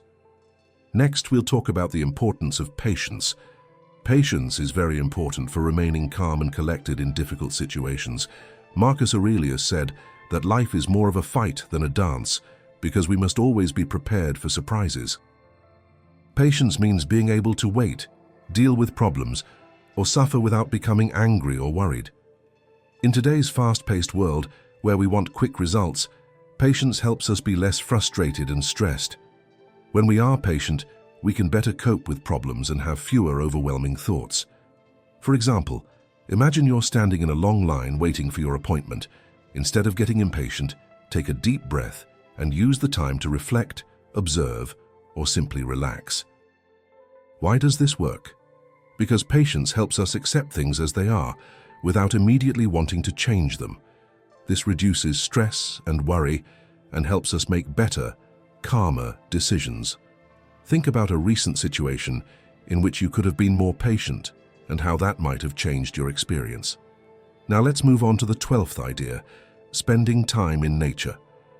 Being outdoors in nature can calm our minds immensely. Nature gives us the opportunity to escape the noise and hustle and bustle of everyday life and reminds us of the beauty and simplicity of the world. Imagine a walk in the park or a hike in the forest. You feel the fresh air, hear birds singing, and see green trees everywhere. This simple activity can clear your mind, reduce stress, and help you feel more connected to the world. Why does this work? Because nature helps our brains rest and recharge. Spending time in nature also promotes mindfulness, as we pay attention to what we see, hear, and feel, allowing us to fully enjoy the moment. Another important point is to take regular breaks from digital devices. These days, we're constantly connected to phones and computers, which can lead to information overload and an overloaded mind. A digital break means saying goodbye to screens and the constant stream of messages and news for a while, and the constant flow of information they bring with them. Imagine going an entire day without looking at your phone, checking emails, or scrolling through social media. It may feel strange at first, but soon you'll experience a sense of freedom and calm. You'll have more time to enjoy what you're doing uninterrupted and to reconnect with yourself. Why does this work? Because taking a break from digital devices gives our minds a break from the non-stop stream of news, which reduces stress and worry. It helps us focus better and be more present in life, and also teaches us to use technology more consciously and carefully. Finally, we'll talk about the power of forgiveness. Epictetus taught that it's not what happens to us that matters, but how we react to it.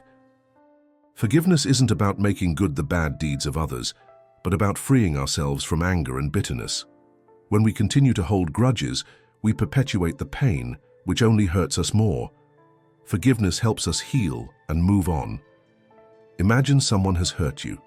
Forgiving them doesn't mean that their actions were right, but rather that you choose to no longer let that pain control your life. When you forgive, you let go of the strong feelings associated with that event and focus on more beautiful and important things. These negative feelings consume much of our mental energy, make us tired, and leave us trapped in the past. By letting go of resentment and choosing forgiveness, we free ourselves from this heavy burden. This helps us focus on the present and the good things in life. This change not only lightens our emotions, but also reduces the number of negative thoughts we have. In turn, this improves our mental health, makes room for more happiness, and helps us live a more fulfilling life. So what do you think? Are you ready to practice forgiveness? Think for a moment about a situation in which forgiveness could have a major impact on your life and how your future life might change as a result. Next, we come to the fifth idea, keeping a personal journal. Journaling is an effective way to organize thoughts and feelings. Marcus Aurelius demonstrated in his writings how writing can help us look within ourselves and find mental clarity. When you regularly write down your thoughts, you give yourself space to express your feelings, which helps you better understand them and find answers to your problems. For example, imagine you're feeling overwhelmed by a difficult problem. Writing about it in your journal allows you to explore your feelings, reflect on your thoughts, and find ways to cope with the problem. This not only helps you understand your emotions, but also eases your mental burden by putting your thoughts on paper. Why does this work? Because writing helps organize our thoughts and gives us a new perspective, which is very helpful for reducing stress and worry. Journaling acts like self-therapy, helping us grow and understand ourselves better. The last point we'll discuss is practicing self-compassion. As Shaker often reminded us, we suffer more in our thoughts than in real life. Self-compassion means treating yourself with the same kindness, patience, and understanding you would show a good friend. When we make mistakes or go through difficult times, it's easy to be hard on ourselves, but practicing self-compassion allows us to accept our flaws and gives us permission to be human. Imagine you made a mistake at work. Instead of being hard on yourself, choose to be kind and remind yourself that mistakes are a part of being human, and it's important to learn from them and move on. This will reduce stress and worry and reinforce your mindset of growth and strength. Why does it work? Because self-compassion helps us better cope with stress and pressure. Instead of torturing ourselves with self-criticism, we support ourselves with kindness and love. This helps us recover from problems more quickly and remain calmer and more balanced. If someone withdraws from you or ignores you, don't panic and don't let it get you down. I'm going to share 7 effective strategies that can help you deal with such situations. Today's topic resonates with many people and has experienced it firsthand, including myself. It contains profound lessons that can truly change your perspective. The most important point is, learn to love yourself more every day so you don't become too dependent on others for your happiness. I invite you to stay tuned to the end of this video. There you'll find valuable advice that can help you master every aspect of your life with strength and clarity of thought. If this is your first time here, please support my work by subscribing and liking this video so I can continue sharing helpful talks like this one. When I talk about someone pulling away or ignoring you, I'm not talking about relationships that are already obviously over. If someone has decided to leave your life, let them go. Open the door and let them go without begging, pleading, or holding on. What I want to focus on today is something quieter and more complicated.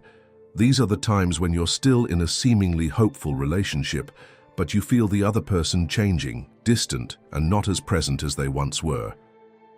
I've been through this myself and know it can hurt deeply, but I want you to stick with it until the end, because the 7 ideas I'm sharing can help you deal with the emotional pain of this situation and even transform it into something that helps you grow. Before we begin, I invite you to explore the ancient wisdom of Stoicism and how it can guide you in today's world with our ebook, Stoic Thought, A Guide to Modern Living. You'll find it in the first pinned comment. Let's get started. First, never show neediness. If someone withdraws or ignores you, needy behavior can hurt your feelings and the relationship. Neediness often manifests itself in worry, insecurity, and the constant search for comfort or proof that you are loved. Instead of bringing the person closer, this behavior usually pushes them further away. Too much neediness shows that you might not be strong or confident on your own, which can make you seem less valuable and less interesting. But if you stay calm and show that you can handle yourself, you exude strength, stability, and self-confidence. These are qualities that people often find attractive and respect. Not acting needy also boosts your self-esteem. When someone ignores you, it certainly hurts. But when you turn inward and take care of your own needs and dreams, you'll regain your emotional balance. Focus on things that make you happy. Do things you enjoy. Spend time with people who build you up and refocus on your own goals. When you stop relying on someone who withdraws, you become stronger inside and better able to handle emotional pain. This kind of independence not only boosts your self-esteem, but can also cause your partner to rethink you and the relationship. Sometimes your calmness and space act as a mirror, causing your partner to question their actions. If you notice they're not responding as quickly as they used to, taking longer or avoiding talking to you, don't complain. Don't text or call them, and don't ask them, "Why didn't you reply?" or "You read me." These actions show too much emotion and can make you seem desperate or angry, which often pulls the other person away even more. Instead, show emotional strength. Act like their behavior doesn't bother you. I know this is really hard when someone means a lot to you, but you have to show joy, whether the person stays in your life or not. Your happiness shouldn't depend on whether someone else is there. You have to keep pursuing your dreams, pursue your goals, and show the world that you're fine with or without them. When you make your happiness dependent on another person, you give them a lot of power they can easily use against you. When someone loses interest, it's often because you're losing yourself. You've dimmed your light by focusing only on them and ignoring the things that once made you shine. Ask yourself, what happened to your hobbies, the activities that once made you happy? If you used to enjoy sports, start doing them again. If spending time with friends or family made you happy, reconnect with them. You can't build your entire life around just one person. The key is maintaining your identity and staying happy even when no one is around. Even if your feelings for this person are strong, you need to show that you're fine without them. Over time, when they see that you're not chasing them, complaining, or causing drama, they'll start to wonder. They might ask themselves, why does it seem like they don't care that I'm pulling away? This curiosity is powerful. Even if you're feeling sad inside, you're sending a strong message. You have no control over me. This kind of inner strength can be very attractive. When you start taking better care of yourself, paying attention to your appearance and living your own life again, things often change, and the other person may show renewed interest. The days of begging or asking, "Why didn't you answer me?" or "I sent 3 messages and got nothing," are over.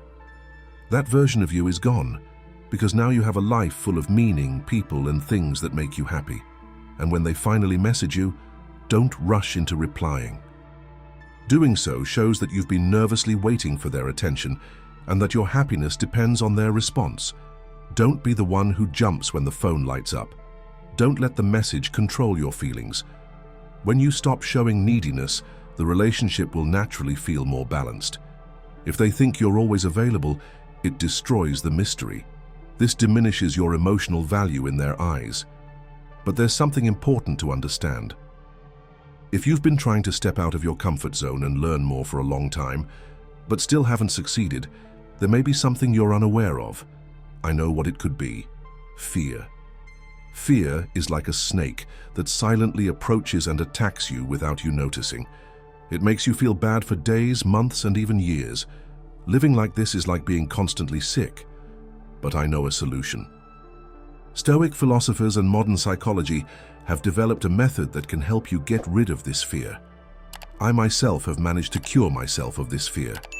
I created a video in which I explain how to get rid of this evil. It's in the first comment. Click on the link in the first comment and begin to heal yourself of this feeling of fear. Take back your power by demonstrating that your life is full, vibrant, and complete, with or without them.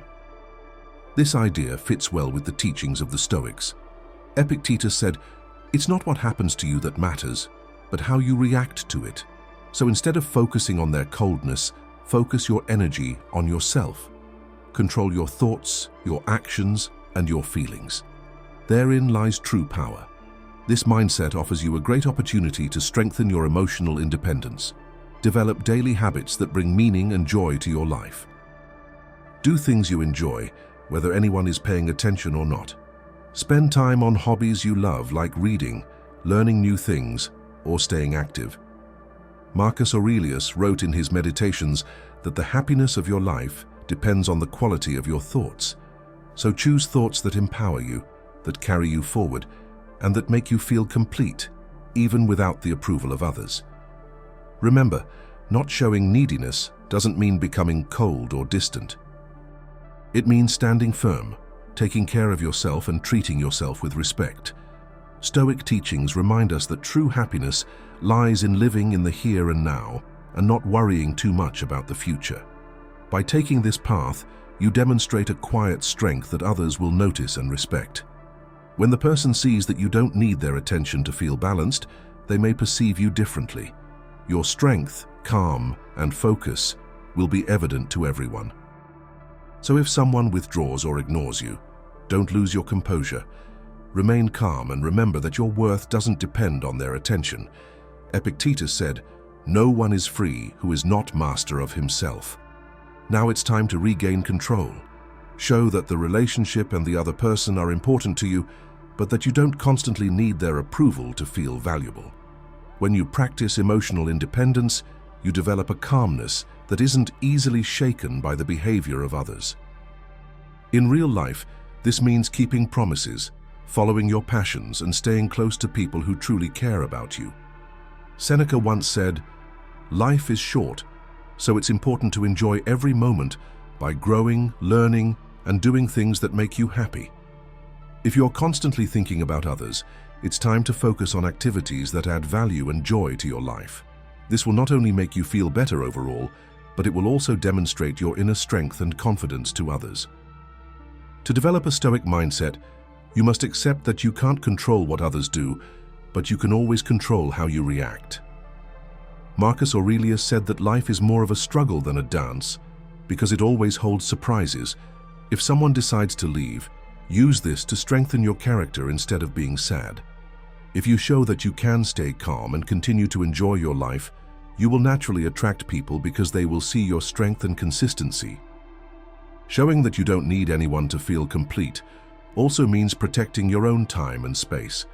If someone notices that you're neglecting your own important things just to focus on them, they might lose interest and respect. Seneca once said, "The greatest wealth is to be happy with little." Use this idea in your relationships by valuing the time you dedicate to yourself. Putting energy into your own projects and hobbies demonstrates that your life is inherently fulfilling and exciting, which others find very attractive. Remember, everything, including relationships, is transient. Epictetus taught that it's not external events that shape us, but the strength within us. This Stoic lesson helps you remain calm and composed when someone leaves. What you can always rely on is your ability to adapt, grow, and remain emotionally strong. Living this way helps you face life with strength and balance. When you live this way, your relationships become stronger. People are attracted to someone who isn't desperate for attention, but is happy and focused on their own life. Most importantly, you learn how to be truly happy on your own, and that is the true goal of any lifestyle. Constantly focusing on someone you like can be overwhelming, especially in the beginning when feelings are strong and you want to spend all your time with them. But to avoid coming across as needy, you need to stay true to your passions and interests. Think about what you enjoyed before the relationship. You can't just wait for texts or tell them everything you're doing every day. Your partner isn't your diary or your daily report. You don't have to say, "I woke up, now I'm going here, now I'm going to do this." When you share everything, you leave no room for curiosity or genuine interest. If they don't text you, don't panic, and don't try to spy on their social media to see who's talking to them or liking their posts. This behavior makes you emotionally dependent. When the other person feels like your happiness depends entirely on them, it makes you less attractive and gives them the power to shape the relationship as they see fit. Your world can't revolve solely around theirs. Don't stop pursuing your hobbies just to pursue theirs. Don't forget about your friends who are hoping to fit into their group. This behavior may stem from a fear of losing your partner, but strangely enough, it often leads to losing them. You lose yourself, and with it your natural charm. Before you ask yourself why the other person is behaving differently toward you, ask yourself if your behavior has changed in the relationship. Are you still the same person the other person liked in the beginning? Or have you become someone else? By reclaiming some energy and focusing more on yourself, your true attractiveness will return. That's why it's so important to have a personal goal, a dream that motivates you. If you're job hunting, throw yourself into it wholeheartedly. When you focus on achieving your own goals, you naturally become more interesting to others. They will see that you live an exciting and fulfilling life. You should be able to enjoy simple things, like taking a walk outside, watching a movie, enjoying a good meal, or pursuing a hobby, without relying on your partner to make you happy. Of course, it's nice to be happy with your partner, but you also have to know how to be happy without them. Many people confuse love with constantly needing someone. They think life can't be fun without their partner by their side. But that's not love. It's dependency, and it makes the relationship unhealthy. True love and dependency are two completely different things. You can and should enjoy time with your partner, but you also need to find joy in yourself. If your partner feels like you're not okay without them, that you need their news or company to feel complete, they may feel stressed. This pressure can cause them to withdraw, ignore you, or even leave you. The resulting sadness usually stems from clinging to you too tightly out of fear. I speak openly about this because I've experienced it myself. When I was afraid of being alone, I didn't realize I was scaring my partners away. Ultimately, what I feared most actually happened because I lost myself trying to tie someone down. If someone doesn't want to stay, you can't force them. To avoid falling into the habit of dependency, you have to stick to a goal that means something to you. Find something that excites you and moves you forward. Fill your time with things you love and that make you feel alive. This is how you keep your spark. This is how you retain your charm. Your happiness should never depend solely on another person. Such a relationship becomes unfair and damaging. Marcus Aurelius said in his Meditations that we must find peace within ourselves and that our inner peace should not depend on external things. He said the happiness of your life depends on the quality of your thoughts. You should always remind yourself of this truth. Your worth isn't measured by how much attention someone gives you. You must find fulfillment in your own hobbies and interests. Seneca also spoke about the importance of emotional independence. He said, "He who has learned to die has unlearned how to be a slave." True freedom, then, comes from not needing others to be happy. Use this idea daily. Immerse yourself in your goals. Make time for things that excite you. Read, exercise, learn something new, or simply enjoy quiet time alone. Not constantly being tied to the person you like will boost your self-confidence and improve your relationships. When you control your attention, you'll understand that your feelings should never depend on anyone else. Epictetus said it best. What worries us is not what happens, but what we think about what has happened. Let that be your guide. Instead of wasting energy worrying about what others are doing, invest that energy in your own dreams. When you check your phone or social media for a message, remember Seneca's words. It is a great happiness to return to what matters most. Refocus on what truly matters, your passions, your goals, your peace. Finding joy in our own activities, be it a good book, exercising, learning something new, or spending time in nature, gives us emotional strength. Marcus Aurelius reminded us again that the happiness of our lives depends on the quality of our thoughts.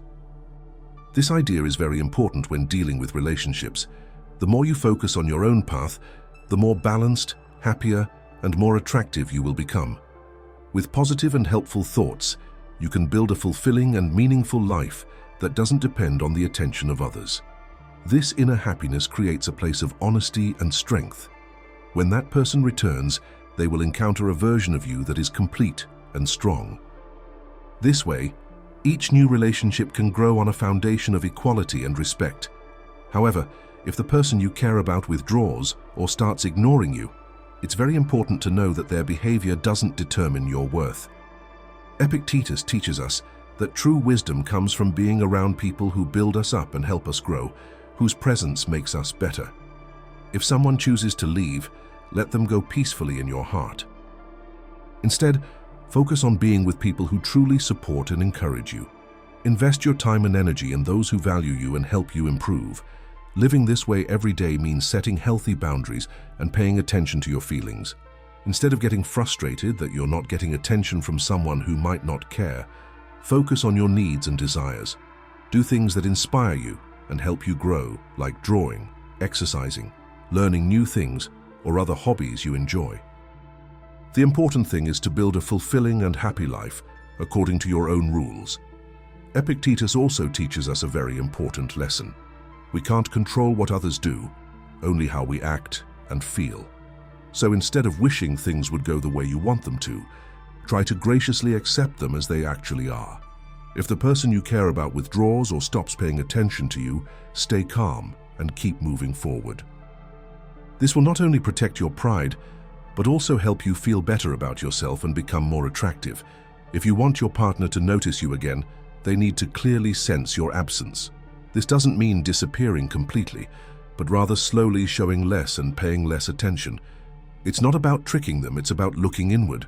Spend time doing what you love, meeting up with friends, staying active, and enjoying life without depending on your partner. If your partner notices that you're less available and emotionally dependent on them, they may miss your attention. This feeling of missing you can rekindle their interest. People naturally want what's hard to get. When you're less around, your partner may wonder what's changed, what you're doing, and why they're no longer controlling your emotions like they used to. But just making space isn't enough. Use this time to work on yourself. Take care of your body, pursue your goals, learn new skills, and strive to be your best. This will help you grow and make you more interesting and attractive. When your partner returns, they'll notice these positive changes and perhaps admire you even more. If your partner seems withdrawn or distant, don't constantly look for proof that they still care about you. Don't be constantly available or focus too much on them. Let them feel your absence. Focus on your life, your interests, and your progress. This will enrich your life and could also make your partner desire you more. Stoic ideas teach us how to deal with negative feelings. They advise us to pay attention to what we can control, our own actions and feelings. Epictetus wisely said, "It's not what happens to us that troubles us, but how we think about it." So instead of worrying about what your partner is doing, you should focus your energy on growing and feeling good inside. This maintains inner peace and might even rekindle your partner's interest when they see how calm and strong you are. To truly let someone feel your absence, you need to be emotionally independent. Marcus Aurelius said, "We should live as we are and not be guided by the expectations of others." This means spending time doing things that make your soul happy, like reading, meditating, exercising, or learning new things. By doing this, you increase your need for others to feel good and become more attractive to yourself and others. Applying Stoic ideas to everyday life means knowing that feelings and relationships don't last forever. Seneca said that while we can't stop the wind, we can change the sails. If your partner becomes distant or stops paying attention to you, don't fight reality. Accept it with pride and adapt. By living honestly and focusing on your own growth, you create space for your partner to reconsider their view of you and the relationship. If someone withdraws or ignores you, remember that Stoicism teaches us to be strong and disciplined. Epictetus taught us to first decide who we want to be and then do everything we can to live that truth. Use this time to decide what kind of person you want to become: strong, independent, and constantly growing. Think carefully about what's most important to you, and let those thoughts guide you. This will give you stability and show you that you don't constantly need the attention of others to feel complete. Calmness and serenity are very important so that someone can sense your absence. Seneca reminds us that people who worry about potentially bad things happening suffer more than necessary.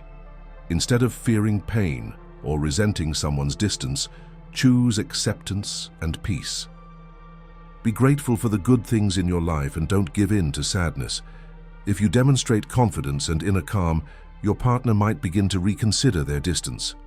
It's also important to use this time to grow professionally and personally. Marcus Aurelius said that true happiness comes from good deeds. Support your community by volunteering, teaching others, or helping those in need. These activities will strengthen you and show your partner that you are a complete, capable, and valuable person on your own. Taking care of yourself and living purposefully will naturally make you more attractive and can regain your partner's respect and interest. If your partner begins to withdraw or seem disinterested, Stoic philosophy encourages us to reflect on our dependence on others and our emotional attachments. Epictetus teaches that we must calmly and serenely accept things we cannot control. In this case, you cannot change your partner's behavior, but you can control your response to it. Instead of dwelling on things you cannot change, focus your energy on activities that will strengthen your emotions and your body. Try meditating, reading smart books, or exercising regularly. These things will strengthen you internally, so you won't feel so hurt by what others do. This quiet strength might even make your partner admire you again. Stoic philosophy also teaches us that true happiness and contentment come from within, not from external things. Marcus Aurelius said that happiness in life depends on positive thoughts. This idea encourages us to think positively and look forward. Instead of dwelling on what we've lost, focus on what you can still do. Set new goals and take on new challenges that will give you new strength and enthusiasm. If your partner sees you growing and enjoying life, even when you feel far apart, they might be attracted to your strength and independence. The Stoic principle of living by good values can also transform your relationship. Live each day as if everything you've experienced has prepared you for this moment. Use this time to develop personal qualities such as patience, kindness, and generosity. Help others without expecting anything in return. Look for ways to improve your world and support the people around you.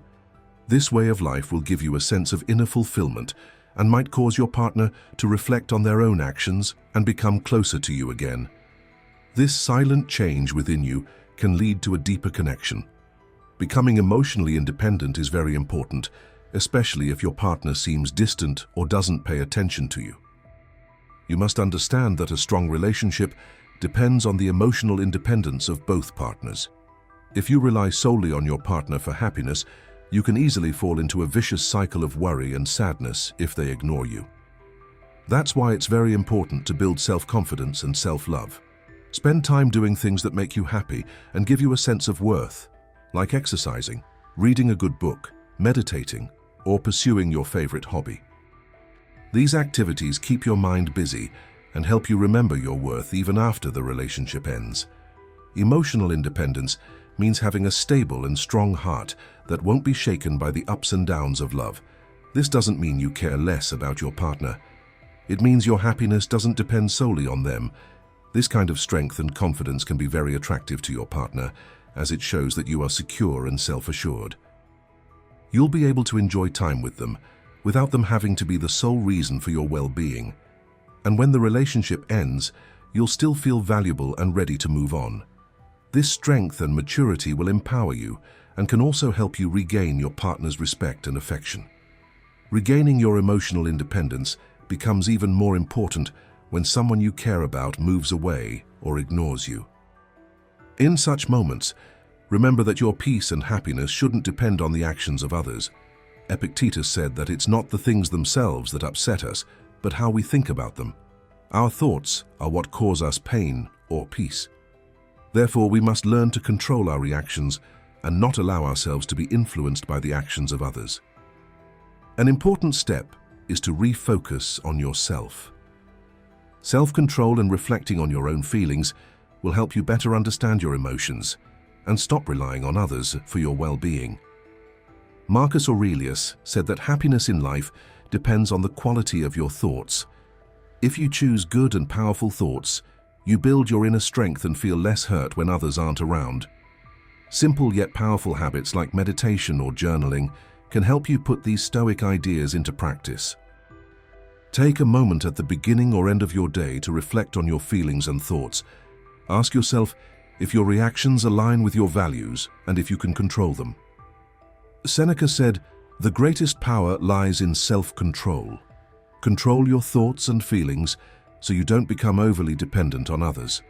To achieve this, it's very important to take care of yourself every day. Do things that bring you joy and that you're proud of. Whether it's reading a good book, learning something new, exercising, or spending time outdoors, these activities won't just make you feel better for a short time. They'll help you regain your independence and believe in your own worth again. Regaining emotional independence doesn't just mean feeling less pain. It's a way to recognize your true power and know your own worth. no matter what others do. Epictetus reminds us again that true freedom is the main goal in life and comes from ignoring things we cannot control. Accept that you cannot control what others do, but you can always choose how you react. Take time to explore and understand your feelings. Build your inner peace and calm daily by doing things that nourish your spirit.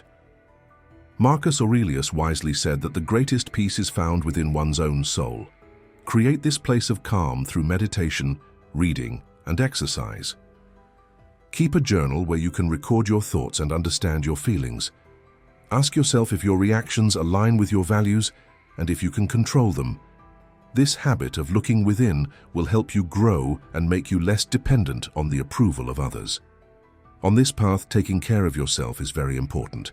Whether you're exploring your creativity, spending time in nature, or enjoying a quiet moment with a good movie, all of these things will help you feel happy and purposeful.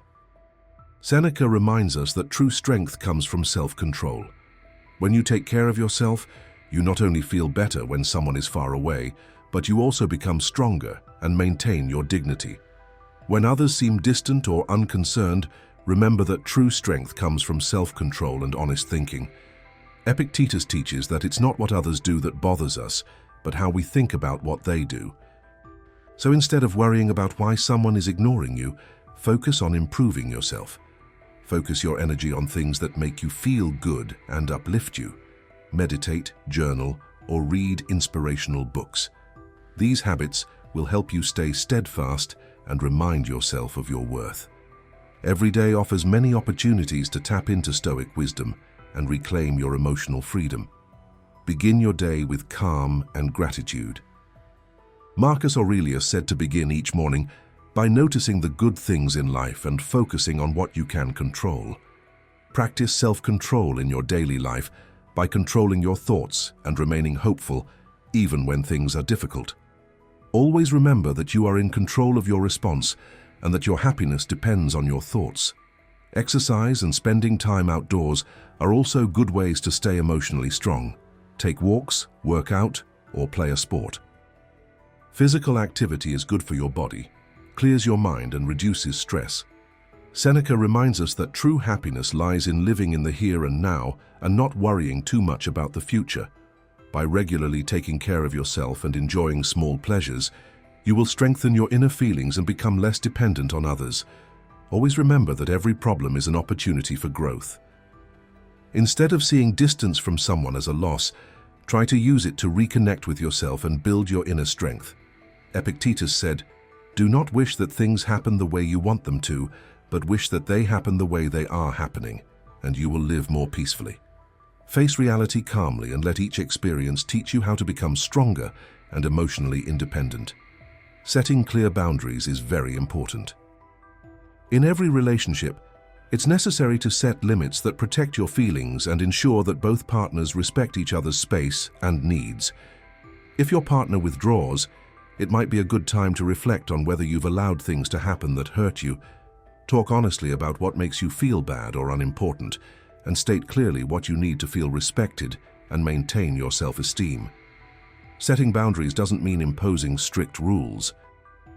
It's about communicating clearly and kindly to your partner what you emotionally expect and need.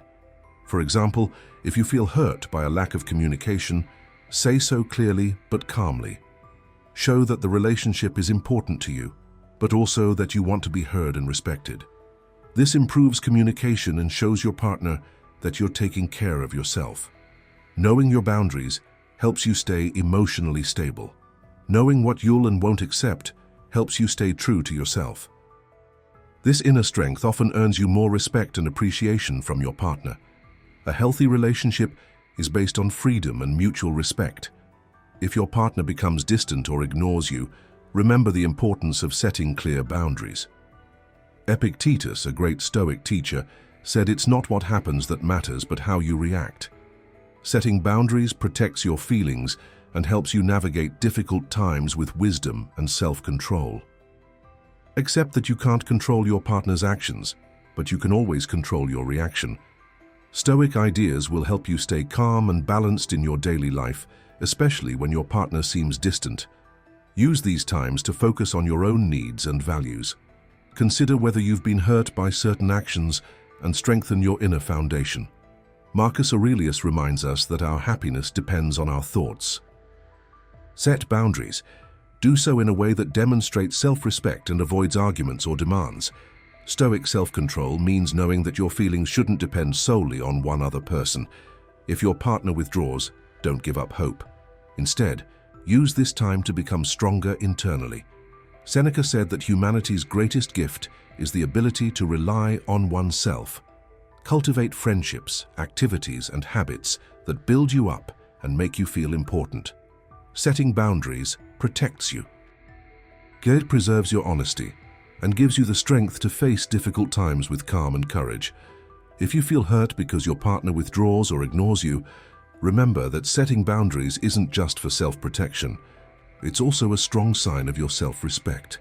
Seneca said the most powerful person is the one who is in control of themselves. By setting boundaries, you ensure that your feelings aren't solely dependent on the behavior of others. Taking care of yourself in this way not only strengthens your relationships with others, but also your bond with yourself. Choosing to spend time alone, for example, can help you calm down if your relationship is strained. During times like these, reflecting on your feelings and taking care of yourself is very important. Epictetus reminds us not to try to force things our way, but to want them to happen as they happen. This mindset is very helpful if your partner seems distant. Accept the situation as it is, but also set boundaries to maintain your inner peace. Equally important is communicating those boundaries clearly and kindly. Marcus Aurelius taught that living well is like a fight, not a dance. It requires action and steadfastness. So if you want to talk more or notice things that hurt you, speak up and be honest. This will help keep your relationship healthy and shows that you know what you need and that your feelings matter. Communicating your boundaries kindly and firmly can help your partner understand you better and show more respect. Sometimes when your partner withdraws, it can be an opportunity to harness Stoic ideas and strengthen your own inner strength. Marcus Aurelius wrote, "What stands in the way becomes the way." This means that your partner's distance isn't just a problem, but an opportunity to demonstrate your values and practice self-control. With this attitude, you can approach the situation with a calm mind and a strong heart. Every day offers you many opportunities to apply Stoic teachings.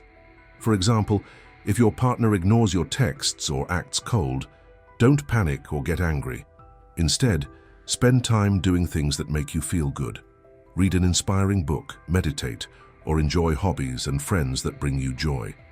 Seneca said, "It takes more courage to do the right thing than to be afraid of doing the wrong thing." Choosing to respect your boundaries and focus on yourself is a courageous act of self-love and honesty. In your daily conversations, it's important to articulate your boundaries in a way that respects both yourself and your partner. Speaking honestly is very important. Epictetus advised us to listen carefully to understand before we speak. This means that as you share your needs and hopes, be willing to hear your partner's side as well. This openness contributes to better, kinder conversations where both feel heard and valued. Remember, setting boundaries isn't selfish, it honors both you and the relationship. Marcus Aurelius said our souls are shaped by our thoughts. By remembering self-care and respect, you strengthen your mind and also contribute to a better relationship. When you protect your feelings and say what you need, you empower yourself and contribute to a relationship where both feel important and free. It's also important to know that setting boundaries can change your relationship or even end it. But that's not a failure. It shows that you're wise and kind to yourself. Seneca reminds us that many things are difficult for us because we're afraid to try. Ending a relationship that doesn't respect your boundaries is courageous and often necessary to live a happier and more honest life. Gratitude can help you maintain a positive and balanced mind, even in difficult relationships. Marcus Aurelius said we should remind ourselves every morning how fortunate we are to be alive, to breathe, to think, to enjoy, and to love. He wanted us to focus on the good we already have. By reflecting on what is good and what truly matters, You can keep your emotions stable and strengthen your boundaries. Even in difficult times, being grateful for what you have helps you build better and more loving relationships. Therefore, it's important to develop patience and emotional distance. Stoicism teaches the value of these qualities, especially when relationships begin to change. If you sense your partner pulling away, patience will help you remain calm and not act out of fear or haste. Instead of trying to fix things immediately, give yourself and your partner time to reflect and decide what to do next. Emotional distance here doesn't mean you don't care. It means you accept what happens without trying to control it. You may not have control over your partner's feelings or decisions, but you are always in control of how you respond. Emotional detachment means looking inward, helping yourself grow and feel good. This mindset helps you remain calm and peaceful during uncertain times. When you practice patience and detachment, you demonstrate maturity and emotional wisdom. Your partner may even be attracted to your calm and poise during difficult times. When you don't appear distraught, the relationship grows more naturally, and you're more likely to reconnect in a genuine and caring way. If you feel disconnected or ignored by your partner, the wisdom of Stoicism offers profound help and guidance. By practicing patience and detachment, you not only maintain inner peace, but also learn to navigate difficult times with a clearer and broader perspective. Epictetus said, "It's not what happens to us that bothers us, but how we think about it." When you focus on what you can control and let go of what you can't, you'll find deeper peace every day. There are many simple ways to practice detachment. For example, if you're about to send a message and expect an immediate response, pause and take a deep breath. Remember, patience is not a weakness, it's a good quality to have. According to the Stoics, life is more like a fight than a dance. You must be steadfast and ready for surprises. Instead of acting quickly, let things take their course. Fill your time and mind with enjoyable activities. Learn something new. Pursue a hobby you love. These things will help you grow and strengthen your relationships. Emotional distance frees you from the constant desire to control everything and helps you put energy into your personal development. Seneca said that a wise person is not sad about what is missing, but rejoices in what is there. Those who live by this advice face problems with more strength and hope. Relationships also become more harmonious. If you feel like your partner is withdrawing and their silence is getting louder, it's important to remember that Stoic ideas can give you strength and help you see things more clearly. Patience and distance don't mean you're indifferent. They show you're in control of yourself and developing deep understanding. Seneca wrote that true happiness is found by enjoying the present moment without relying on a future that may not happen. This mindset allows you to live in the here and now and overcome difficult times with calm and focus. Every day offers you many opportunities to practice patience and detachment. For example, if you're waiting for a message that never arrives, don't let worry overwhelm you. Use the time to reflect quietly or do things that truly make you feel good, like meditating, exercising, or reading a meaningful book. These activities will help you shift your mind away from uncertainty and refocus on yourself. As Epictetus said, true freedom is being the master of your own life. Living this way means giving up trying to control others and focusing on what matters most, your inner peace. When faced with difficult feelings like being ignored or feeling disconnected from your partner, it's normal to experience a wide range of emotions. However, Stoicism reminds us to think about what we can control. Epictetus said, "It's not what happens to us that changes our experience, but our response to it." Following this wisdom helps you develop a mindset of patience and detachment. These tools will help you remain calm and collected, even when your emotions are tested. That might mean taking a moment to breathe and reflect before answering a message, or even choosing not to respond if the conversation feels one-sided. Instead of forcing closeness, put your energy into things that help you grow and be happy. You could start a creative project, learn something new, or spend more time with people you care about. Marcus Aurelius said the quality of your life depends on the quality of your thoughts. By filling your mind with ideas that help you grow and stay balanced, You protect yourself from life's uncertainties. This clear thinking prepares you to face relationship challenges with grace and strength.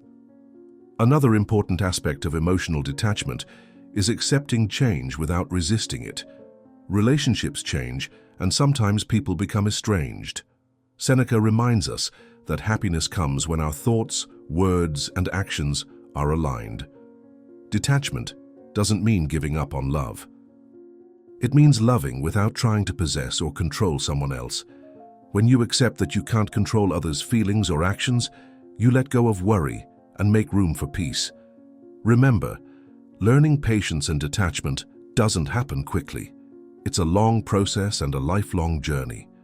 Applying Stoic ideas in everyday life will not only make you stronger, but also inspire those around you. Your calm demeanor will become a quiet force that helps others. Your partner may even admire how you remain calm and clear during difficult times, facilitating honest and meaningful conversations. Marcus Aurelius reminds us again that our happiness depends on our thoughts. Keep a calm mind and focus on what you can control, and you will find more peace and happiness in life. Talking openly with people you trust about your worries and feelings can help you understand yourself better and worry less. Being with people who support you and remind you of your worth can provide great comfort. Make time for friends and nurture those friendships. These connections give you emotional strength and show you that your life is rich and fulfilling beyond your romantic relationship. A strong circle of friends helps you avoid depending too much on one person for your happiness. Spending time with others shows your partner that you are a complete and worthwhile person with your own exciting life. This can help your partner reflect more deeply on their behavior and be more grateful for your presence. If your partner withdraws or seems emotionally distant, it's very important to remember the value of having the support of a strong group of people. The Stoic teacher Epictetus said that our happiness does not depend on external events, but on how we think about them. It's not the events themselves that make us sad, but how we view them. Reaching out to family and friends can shift your mindset and regain your inner peace. Focus your energy on things you enjoy and that help you develop personally. This shows you that you are whole and strong. You can live this thought every day by being grateful and enjoying the small happy moments with the people who matter to you. Marcus Aurelius said that the way you think influences how happy you are in life. Associate with positive and encouraging people will help you maintain a healthy and positive mindset. Attend social events, devote yourself to your hobbies, and share your feelings and stories with people you trust. This not only makes you feel supported, but also allows you to support others, creating a strong circle of care and strength. By building these friendships, you remind your partner and yourself that you are independent and important. Marcus Aurelius believed that true happiness lies in living in the here and now, without relying on the future. When you demonstrate that you can succeed without depending on others for your feelings, your life will be better, and your partner may even respect and admire you more because they recognize your balance and strength. This shift in perspective can transform your relationship and help you face problems with a clear and calm heart. If your partner seems distant or disinterested, leaning on friends and family can be very helpful to stabilize your feelings. Stoic thinking teaches us to find strength within ourselves and in the people closest to us. Seneca said that a true friend is there in difficult times, showing how important it is to have people you can trust when the going gets tough. These close relationships help you keep things in perspective and remind you that you are not alone on your journey. Take advantage of Stoic wisdom by participating in the lives of those around you. Attend social events, join groups that share your interests, and invest time in nurturing your existing friendships. Speak openly and care deeply about your friends and family. These shared moments not only distract you and make you feel better, but also help you bring happiness to others, which makes your own life more fulfilling. Remember Epictetus's words: "Don't wish things to happen the way you want them to, but wish them to happen the way they do, and you will live more peacefully." Being part of your social group gives you more than just comfort. It becomes a time for deep reflection and personal growth. Marcus Aurelius reminded us that obstacles don't block the path, they are the way. By talking about your problems and listening to others' perspectives, you may find new ways to resolve them and become stronger inside. This power not only helps your love life, but every area of your life. When you present yourself as strong and capable, you send a clear message about your worth and your power to face difficult things calmly and gracefully. Epictetus reminds us again that while we can't always control what happens around us, we can control how we react. Instead of focusing on your partner's absence or coldness, spend time with people who bring you joy and make you feel important. Spend time with those you love and remind yourself that you are valuable. Make it a daily habit to nurture those important friendships. Plan fun activities with friends, call your family, and do things that make you happy and give you a sense of connection. This helps keep your mind clear of negative thoughts and makes you stronger inside. As Marcus Aurelius so wisely said, how happy you are depends on the quality of your thoughts. Having a positive and caring group around you can uplift your spirit and emotions. Strengthening your support circle sends a strong and powerful message to you and your partner that you are a complete and important person in your own right. Seneca taught that true happiness lies in enjoying the present moment without worrying too much about the future. Showing that you can live a happy and fulfilling life outside of a romantic relationship demonstrates self-worth and inner strength. This mindset not only changes the energy of your relationship, but also prepares you to face any challenge with strength and poise. If your partner withdraws or no longer cares about you, reaching out to friends and family is an act of kindness and self-care. Epictetus taught that while we cannot control external events, we always have the power to choose how we respond. So instead of thinking about your partner's neglect, focus on the people who lift you up and give you strength. Let their love remind you how valuable you are inside. Make it a daily routine to nurture those friendships, plan get-togethers, stay in touch with family, and do things you enjoy that bring you closer to others. These moments not only help you avoid negative thoughts, they also give you emotional support and confidence that your life is naturally fulfilling and vibrant. Ultimately, your mindset shapes your life.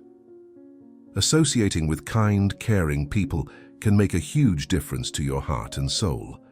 The support of a strong group of people helps you remember that you are whole, strong, and valuable just as you are.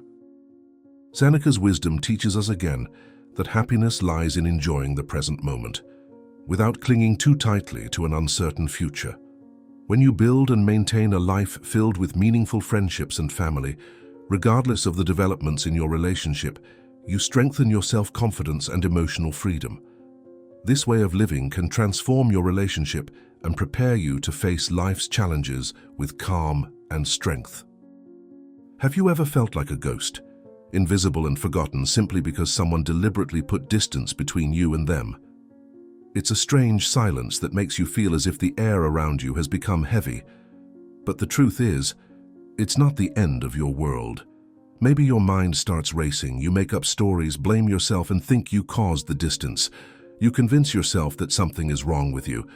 But take a deep breath. Sometimes the feeling of being ignored is actually just silence full of meaning. Today I want to help you deal with situations where someone is withdrawing. I'm going to share 9 important lessons with you that are incredibly valuable. Don't miss the last one. It contains a truth so powerful it might leave you speechless. Stoic philosophy reminds us of something important. You can't control what others do, but you can always control how you react. What if instead of viewing this distance as a feeling of loneliness, you viewed it as an opportunity to focus on something truly important, to reconnect with yourself? In those quiet moments, when you stop searching for answers, you find something very valuable. Your worth isn't determined by who pays attention to you. Stop letting other people's silence hurt your self-esteem, because that never helps. Now listen carefully. But before I share the key lessons, I want to share a story that will help you understand the wisdom of this message. Long ago, in a mountain village by rivers, there lived a woman named Mariella. Her heart ached silently because a loved one had moved on from her without warning or explanation. Mariella felt abandoned, confused, and lost in a fog of sadness. Each day she sank deeper into her grief, desperately trying to understand why she was being pushed aside. One day, seeking peace, she wandered through the forest. Her feet carried her where her heart would not. There, by a flowing river, she met a wise old man who lived in a simple wooden house. He saw the pain in her eyes and asked gently, "My child, what burden do you carry on your heart?" Mariella, tears streaming down her cheeks, shared her grief and the silent pain of being ignored for no reason. The old man listened attentively, his face calm, and nodded as she spoke. When she finished, he began to tell her a story. Long ago in this same forest there stood a large tree. Its branches spread wide, and its leaves shone in the sun. Birds from all over came to perch on its branches, build nests, and find shelter. It was a tree of life and comfort, but over time some birds stopped coming back. They flew away, leaving empty branches behind. The tree was sad and wondered, "What did I do wrong?" Mariella listened attentively, hanging on to every word. The old man continued. One day a gentle breeze blew through the tree's branches and whispered, "Don't be sad about the birds that fly away. They fly wherever they need to. But you, dear tree, must keep growing. Keep reaching for the sky and dig your roots deep into the earth. Those who truly need your protection will always come back." At that moment, something changed within Mariella. She began to see her own pain through different eyes. She realized that she couldn't control the actions of others, but she could become stronger, just like the tree. She left the wise man with gratitude and went home with a peace she hadn't felt in a long time. The lesson is clear. If someone withdraws or starts ignoring you, it's not your job to chase them or wonder why. Your true job is to evolve and remain yourself. Trust that those who truly recognize your value will find their way back. And with that, we begin the first important lesson. If these ideas resonate with you, I invite you to subscribe and activate notifications so you never miss the next nugget of wisdom. Let's get started. Has someone ever pulled away from you without saying why? That heavy feeling of being abandoned and forgotten is very difficult to bear. You start making up stories and wondering what you did to be pushed so far away. Your mind becomes a filmmaker, inventing stories so wild that even Hollywood wouldn't believe them. But what if silence wasn't rejection? What if something gentler was? A pause, a gentle moment to catch your breath. Silence isn't just the absence of noise. It can be a quiet presence all its own. The ancient Stoics, those wise thinkers, taught us that silence has meaning far beyond what we usually think. It's easy to jump to conclusions when someone withdraws or becomes unresponsive, in the same way that relationships are simple mathematical problems where every action has a clear cause and effect. Someone is ignoring you, so clearly something is wrong, right? But human emotions don't work like neat equations. They're messy, complicated, full of shadows and lights we can't always see. Often the stories we tell ourselves about someone's disappearance are distorted reflections of our own worries and fears. Perhaps the distant person doesn't actually want to reject you. Perhaps they're struggling with something inside, something you can't see, something heavy and private. Sometimes people don't necessarily need distance from you. They simply need distance from the noise of the world, from everything that affects them. Think about it for a moment. Haven't you ever longed for solitude? For a break from endless conversations, obligations, or simply the constant chatter in your head? The desire to gain distance and find peace doesn't make you strange or broken. It makes you human. Sure, sometimes people withdraw for unpleasant or obscure reasons, but before you rush to blame yourself or others, try something different. Meet the silence with kindness, both toward the other person and yourself. This is where the wisdom of the Stoics shines most clearly. They teach us not only to keep our distance from others, but also to observe our own emotional storms without getting swept away. How you respond to silence holds your true power. If you assume rejection every time someone gives you space, then you've made that your reality. But what if you chose a different perspective? Instead of diving headfirst into panic or self-recrimination, try seeing silence as a mirror. What does it say about your own hopes, your fears, your expectations? Give your mind room to breathe, to stretch out, and to calm down. Don't rush to fill the silence with worries or stories that might not be true. Sometimes silence is just silence, nothing more, nothing less. It doesn't have to feel scary or like the end of something. Sometimes it's necessary. Silence can be a sacred pause, a moment for both parties to reflect, heal, and regroup. So the next time you feel that familiar feeling of being ignored, simply pause. Take a deep breath. Maybe, just maybe, this silence is exactly what you need when the world is too loud. To truly understand silence, one must practice patience, patience with others and with oneself. The philosopher Epictetus said that silence is not always empty. Sometimes it is the place where the soul finds itself. Have you ever felt that stabbing pain of being treated as if you didn't exist? That sinking feeling when others' indifference hits you like a blow and makes you doubt your worth? It's a heavy burden, a burden that makes you ask, what did I do wrong? But here's a radical idea. Maybe the goal isn't to change others' behavior, but to build your own self-worth so strong that their silence can't crush you like a crashing wave. It sounds simple, but anyone who's experienced it knows it's anything but easy. When you're ignored, your mind can become your worst enemy. It spins wild stories, blames you, and focuses on every little mistake. You begin to doubt yourself. You wonder if you've talked too much or too little, if you've said the wrong thing, if you've become boring, or if you've made a silent mistake. These thoughts are exhausting and usually lead to nothing good. People are complicated, and relationships even more so. Sometimes the reasons someone pulls away have nothing to do with you. Maybe they've had a rough day, something personal, or maybe your paths just aren't crossing right now. So, how do you stand tall when the world seems to forget you? This is where the quiet power of self-esteem comes into play, the deep, unshakable belief in your own worth, even when no one says it out loud. The Stoics taught that true power lies within. You can't control how others treat you, but you can control how you respond. Imagine your self-esteem like a small boat on the open sea. The waves of life, the harsh words, the silences, the rejections will toss it about. But if your boat is strong, it won't sink. You'll feel the waves breaking, but you'll stay afloat.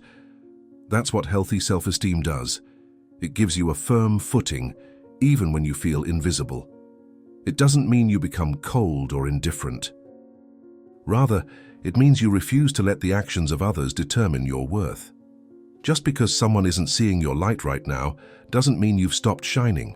Your worth is real, solid, and waiting to be recognized by the right people at the right time. And if someone pushes you away without explanation, maybe it's a sign that you should let the wind carry you without letting it deter you from your own path. One of the fastest ways to destroy your self-esteem is to beat yourself up and convince yourself that you're not good enough. When you notice these thoughts creeping in, remind yourself, they're just thoughts. They're not facts. They don't define who you are. Those negative, nagging thoughts that tell you otherwise, a powerful way to deal with them is to pause and ask yourself, is this really true? At first, this may feel strange or difficult, as if you're asking a question to a voice that's been screaming in your head for years. But with patience and practice, you'll realize that many of these harsh thoughts are built on shaky ground. Often, they're just shadows cast by your own fears and insecurities, not facts set in stone. Instead of saying to yourself, they ignore me because I am not important, try to change your thinking. Tell yourself, maybe it's something personal that has nothing to do with me. This small shift in perspective can work wonders. It gently lifts the burden from your shoulders and helps you breathe easier. Relationships shape our self-image, but they don't have to determine our entire story. If you're surrounded by people who don't value you or make you feel invisible, it's a clear sign to pause and take stock. This doesn't mean you have to immediately shut everyone out. Sometimes relationships need space and time to grow, but it does mean paying attention to who fills your life with light and who drains your energy. Spend more time with those who truly value you, who recognize your worth without you having to prove anything. These are the people who will boost your confidence. Your self-esteem grows or shrinks depending on the relationships you maintain. If someone constantly makes you feel small or unappreciated, it might be time to slowly distance yourself from them. Self-compassion plays a big role in this. Nobody is perfect. We all stumble, we all make mistakes. What really matters is how you handle yourself in those difficult moments. Instead of beating yourself up or blaming things that are beyond your control, try to accept your humanity, your strengths and your weaknesses equally. The more you allow yourself to be human, the stronger and more resilient your self-esteem becomes. Everyone has days when they feel like they're not coping. But remember, these feelings don't define who you are. Be kind to yourself. When you feel ignored or rejected, remember, the solution isn't always to change. Sometimes it's enough to simply pause and reflect on everything you've already overcome. Think about your successes, whether it's completing a difficult project or overcoming a personal challenge. When you feel invisible, recall these moments. They remind you that you don't need anyone's approval to realize your worth. Self-esteem grows when you recognize your own strengths and successes. One lesson to remember is this: when someone ignores you, it's your ability to stay true to yourself that makes you whole. Self-esteem isn't just a nice idea. It's a practical, life-saving tool that helps you navigate even the most turbulent times. So the next time you feel overlooked, take a deep breath, compose yourself, and move on. Ultimately, the most important person who believes in your worth is you. Let that sink in. True courage doesn't come from the applause or praise of others. It grows from the quiet, firm knowledge deep within us that we deserve love, respect, and the best life has to offer. Isn't it strange how often we struggle to believe in our own worth? How we wait for someone else to show us how valuable we are before we allow ourselves to? Ask yourself, if it's true that you feel less worthy because someone ignores you, isn't that a sign that your self-esteem is still too dependent on external validation? Don't worry, most of us struggle with this. Society teaches us, sometimes gently, sometimes loudly, that we are only valuable when others tell us so. But what if that's not true? What if it's just a story we've been told, rather than a fact? The Stoics, those ancient sages who seem to have cracked the code of life, remind us to question these stories. When someone withdraws, your first thought might be insecurity, something went wrong. I'm not enough. The painful, I am not enough. Thoughts are like an uninvited visitor that shows up when things don't go as planned. But here's something powerful. This belief loses its grip when you realize that your worth doesn't depend on who stays or who leaves. Imagine if your entire self-worth was based on the presence of others. It would be like constantly checking a thermometer to see if you're okay, forgetting that you're in control of your own inner warmth. The Stoics taught us that the pursuit of external recognition is a dead end. Everything external, the opinions, actions, or silence of others, is just noise. The only thing you truly control is your reaction to what happens. When you hold fast to this truth, you find profound freedom. You are no longer the puppet of others, but become the confident captain of your own ship, navigating the unpredictable seas of life with quiet strength and serenity. So when someone withdraws, the real question is not, "What's wrong with me?" It is, "How will I react to this?" Will you allow self-doubt to swallow you whole, dragging your heart down like a heavy stone?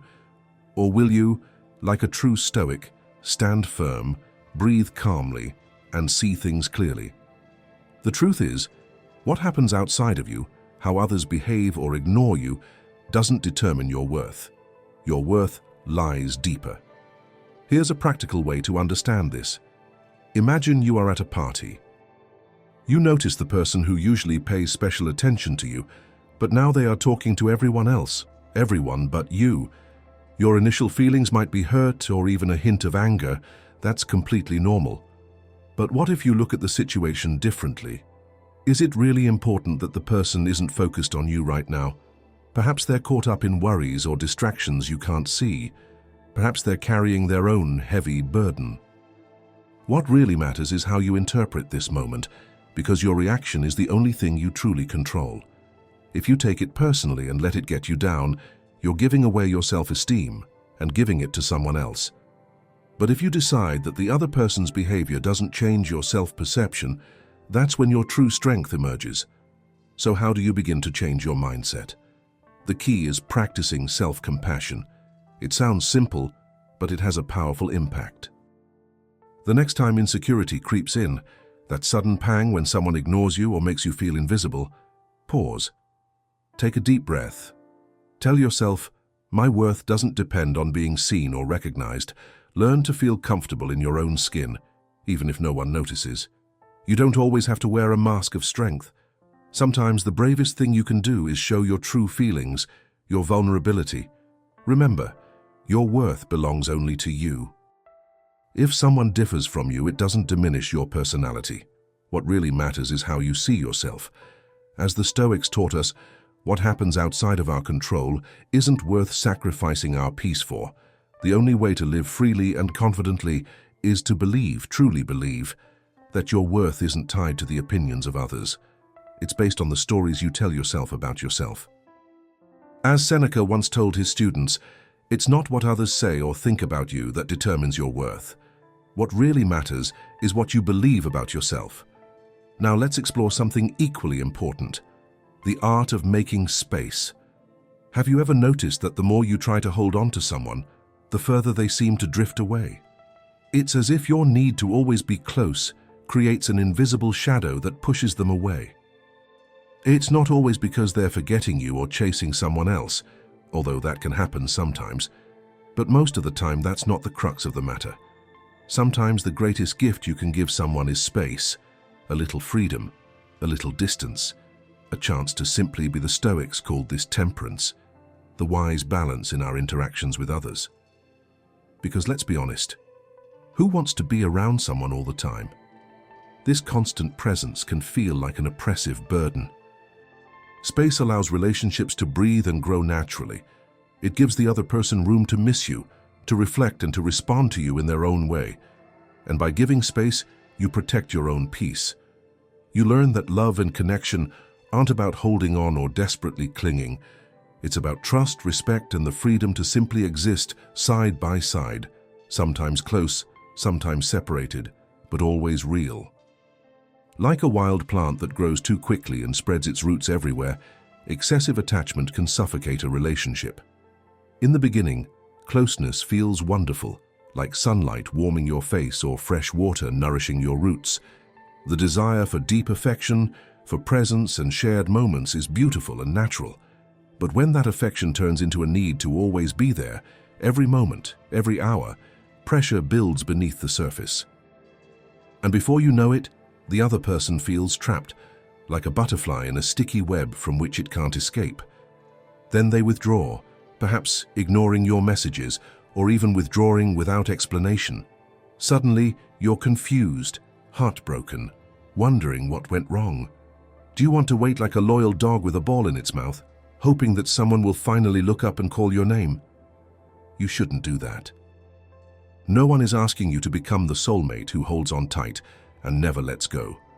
Nor should you become the overzealous friend who's as distracting as a microphone left on during a Zoom call, always buzzing, always there. The real key, dear friend, is serenity. That calm, steady inner peace that helps you interpret the quiet moments, the unspoken signals, because sometimes the unspoken means more than words ever could. Knowing when to give someone space, a little breathing room, is perhaps the kindest and most loving thing you can do. Don't stay stuck in one place, hoping and waiting endlessly for a call or a message that may never come. You don't owe anyone the clingy soulmate or the overbearing friend who constantly checks in. True wisdom, dear friend, lies in serenity, the peaceful understanding that not everything needs to be said out loud. Sometimes silence and distance speak louder than words. The healthiest relationships are those that allow space, a breathing room where both can feel free, whole, and unattached. It's a calm distance, not a prison. And it's not about giving up on the connection or closing the door. It's about balance, giving the other room to grow and breathe, and extending the same kindness to yourself. When someone withdraws, it doesn't necessarily feel like a catastrophe. Perhaps they simply need peace or time to organize their thoughts. Sometimes withdrawal isn't withdrawal at all. It's an opportunity to regain balance, and honestly, the smartest thing you can do might be the exact opposite of what your anxious heart desires. Stop chasing. Let things take their natural course. If that makes you uncomfortable, draw on the wisdom of the ancient Stoics. those wise minds who knew that emotional self-control and respecting boundaries protect your well-being. Letting go doesn't mean giving up. It means recognizing that true connections often need some distance to grow stronger. Imagine relationships like the ocean, full of ebbs and flows, calm waters, and wild storms. You don't have to jump into every breaking wave. Sometimes it's wiser to sit back, watch the horizon, and enjoy the peace of your own home. Ironically, it's often these quiet pauses where things make sense and fall into place in surprising, beautiful ways. So the next time someone pulls away, don't panic. Step back, not to make them chase you, but as a sign of wisdom and balance. It's not about who cares, it's about the art of holding space. And as Marcus Aurelius might remind us, sometimes the most powerful act of love is knowing when to let go. Still, there's something important to remember. Don't give in to despair. Perhaps you know this feeling of despair, like a forgotten dog, waiting silently, hoping someone will see your pain. It's a deeply human reaction to feel like the world is turning away just when you need it most. But when someone creates distance, the most important thing is not to fall into the trap of despair. This anxious, desperate energy is powerful, but reacting from that position only makes things worse. It puts you in a needy, vulnerable position, and that often drives people further away. First, take a deep breath. Step back and ask yourself, what's really going on? We often misinterpret signals and place too much emphasis on small details. Just because someone doesn't respond quickly or isn't attentive enough doesn't automatically mean they're intentionally ignoring you. Everyone has their own busy life, their own worries, and their own inner world that goes unseen. Their attention may have shifted, but that doesn't always mean they no longer care. If this distance becomes a pattern, then yes, perhaps there's something deeper behind it. But don't jump to conclusions. Don't let fear or panic guide you. If you act out of desperation, you're more likely to make the situation worse. You may demand attention, push for answers, or beg for clarity. None of this brings people closer together. Instead, it builds walls. Imagine a fire. Instead of putting it out with water, you pour gasoline on it. This is what happens when you seek attention out of insecurity. Your need becomes so loud, so overwhelming, that it no longer invites affection. It causes exhaustion or even frustration. So what do? There's no magic bullet, no perfect formula, but one thing is certain: give yourself space. Yes, it sounds strange, but Stoic philosophy reminds us to accept what we can't control. If someone backs away, you can't force them to come closer. What you may control is your reaction. Often, the most powerful thing you can do is create space. Space to think, to breathe, and also for yourself to reflect. Giving space doesn't mean shutting yourself off or pretending you don't care. It's a moment to calm yourself, keep your peace, and maintain your self-respect. Don't get caught in the exhausting, endless game of constantly seeking validation from others. Your worth isn't tied to the presence or attention of others. It's not something they hold in their hands or give or take. Instead, use this quiet time, the moments when you feel unappreciated or ignored, as a chance to reconnect with yourself. Immerse yourself in the things you love, the hobbies and passions that make your heart sing. Reassess what you truly want from that connection and from your life. People change, circumstances change.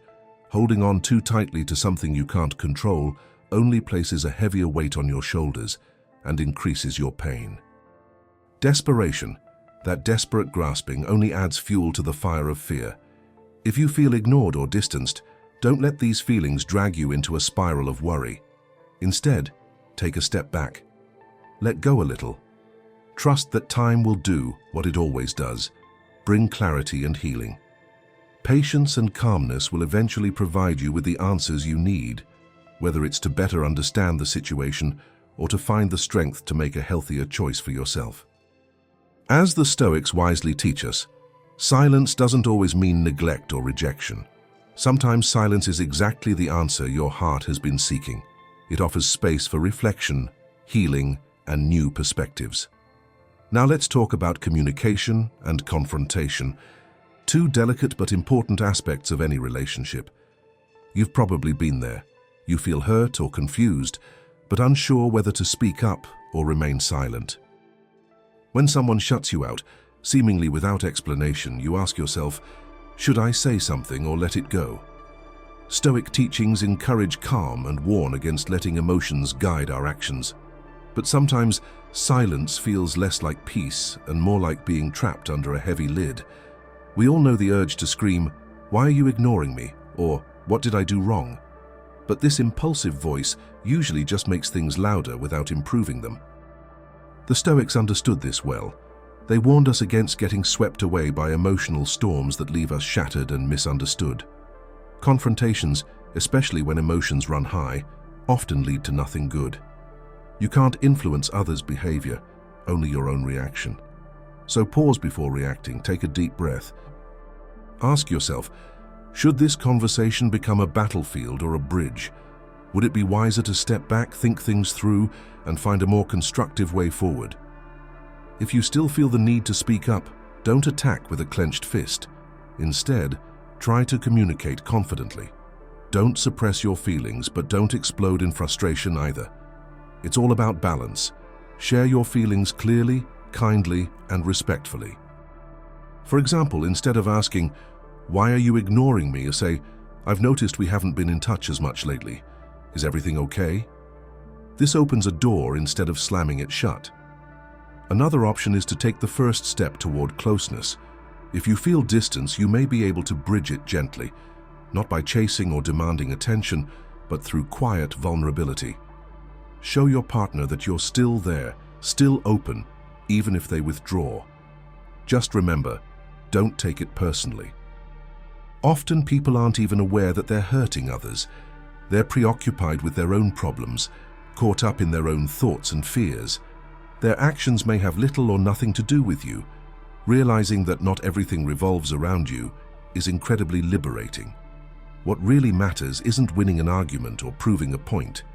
It's about maintaining your peace, your dignity, and your self-respect. Genuine communication is based on mutual respect and self-awareness. The Stoics teach us that true strength lies in controlling our reactions. So the next time you feel rejected, pause. Think carefully. Choose your response wisely. Inner peace doesn't come from yelling or blaming others. It grows from quiet strength and honest words. If you can't change another person's behavior, change your response to it. That's your true power. Let's consider the value of not being a hunter. Have you ever stood silently, waiting for someone to notice you, hoping for a bit of recognition or a kind word? Have you tried repeatedly to get someone's attention, only to find that their coffee is more important to them than your presence? If this is you, you're not alone. We live in a world that craves approval, a place full of loud noises, flashing screens, and constant distractions, pulling us in every direction. The pursuit of approval has almost become a sport, a never-ending game where we chase likes, compliments, and recognition as if they were trophies. But what if true strength lies not in the chase, but in the stepping back? What if the power lies in letting go of that deep, almost desperate desire to be seen, heard, and recognized by others? Because when that desire takes over, it can quickly become a trap, one that inadvertently closes in on hearts and minds. The more persistently you strive for recognition, the more it slips away like trying to catch water with your bare hands. The cruel irony is that in this relentless pursuit, you lose sight of what matters most: yourself. Your own worth, your own peace, your own happiness fade into the background. Thinkers like the Stoics remind us that true peace comes from within, from mastering your own thoughts and feelings, rather than being controlled by what others say or do. When you tie your self-worth to likes, glances, or kind words from others, you risk becoming a mirage, existing only as a reflection in others' eyes. And when someone ignores you, especially when they're pulling away due to a misunderstanding or simply need space, the natural impulse is to win them back. But have you ever considered that this could backfire?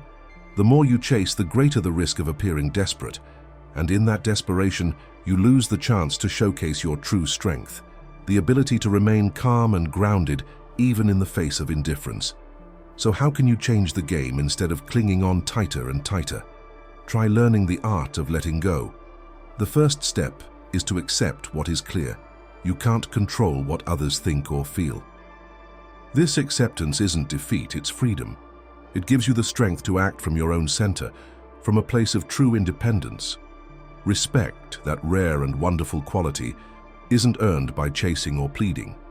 It comes from remaining emotionally steadfast, balanced, and consistent, no matter how others behave. Imagine this. Instead of struggling to regain the attention of someone who is turning away, you flow like a calm river. You adapt to the changes around you, but never lose your course. By letting go, you become someone who is completely alone, someone who doesn't need others to feel valuable. And here's the beauty of it. This very attitude is what makes you attractive. It draws respect and admiration in a way that begging for recognition never could. The Stoics, especially in times of confusion and turmoil like ours, offer this important wisdom. Life is fleeting, and the only thing we truly control is how we react to what happens. When you let go of your compulsive need for recognition and begin to enjoy your own company, something amazing happens. You not only find peace, you also inspire others. Your calmness becomes palpable. Your authenticity emerges. Suddenly, the indifference of others no longer shakes you. This calm, quiet self-confidence naturally earns you the respect you once craved. Stop chasing what slips through your fingers. Let go of the attention you never truly deserve. When you learn to let go, things begin to flow.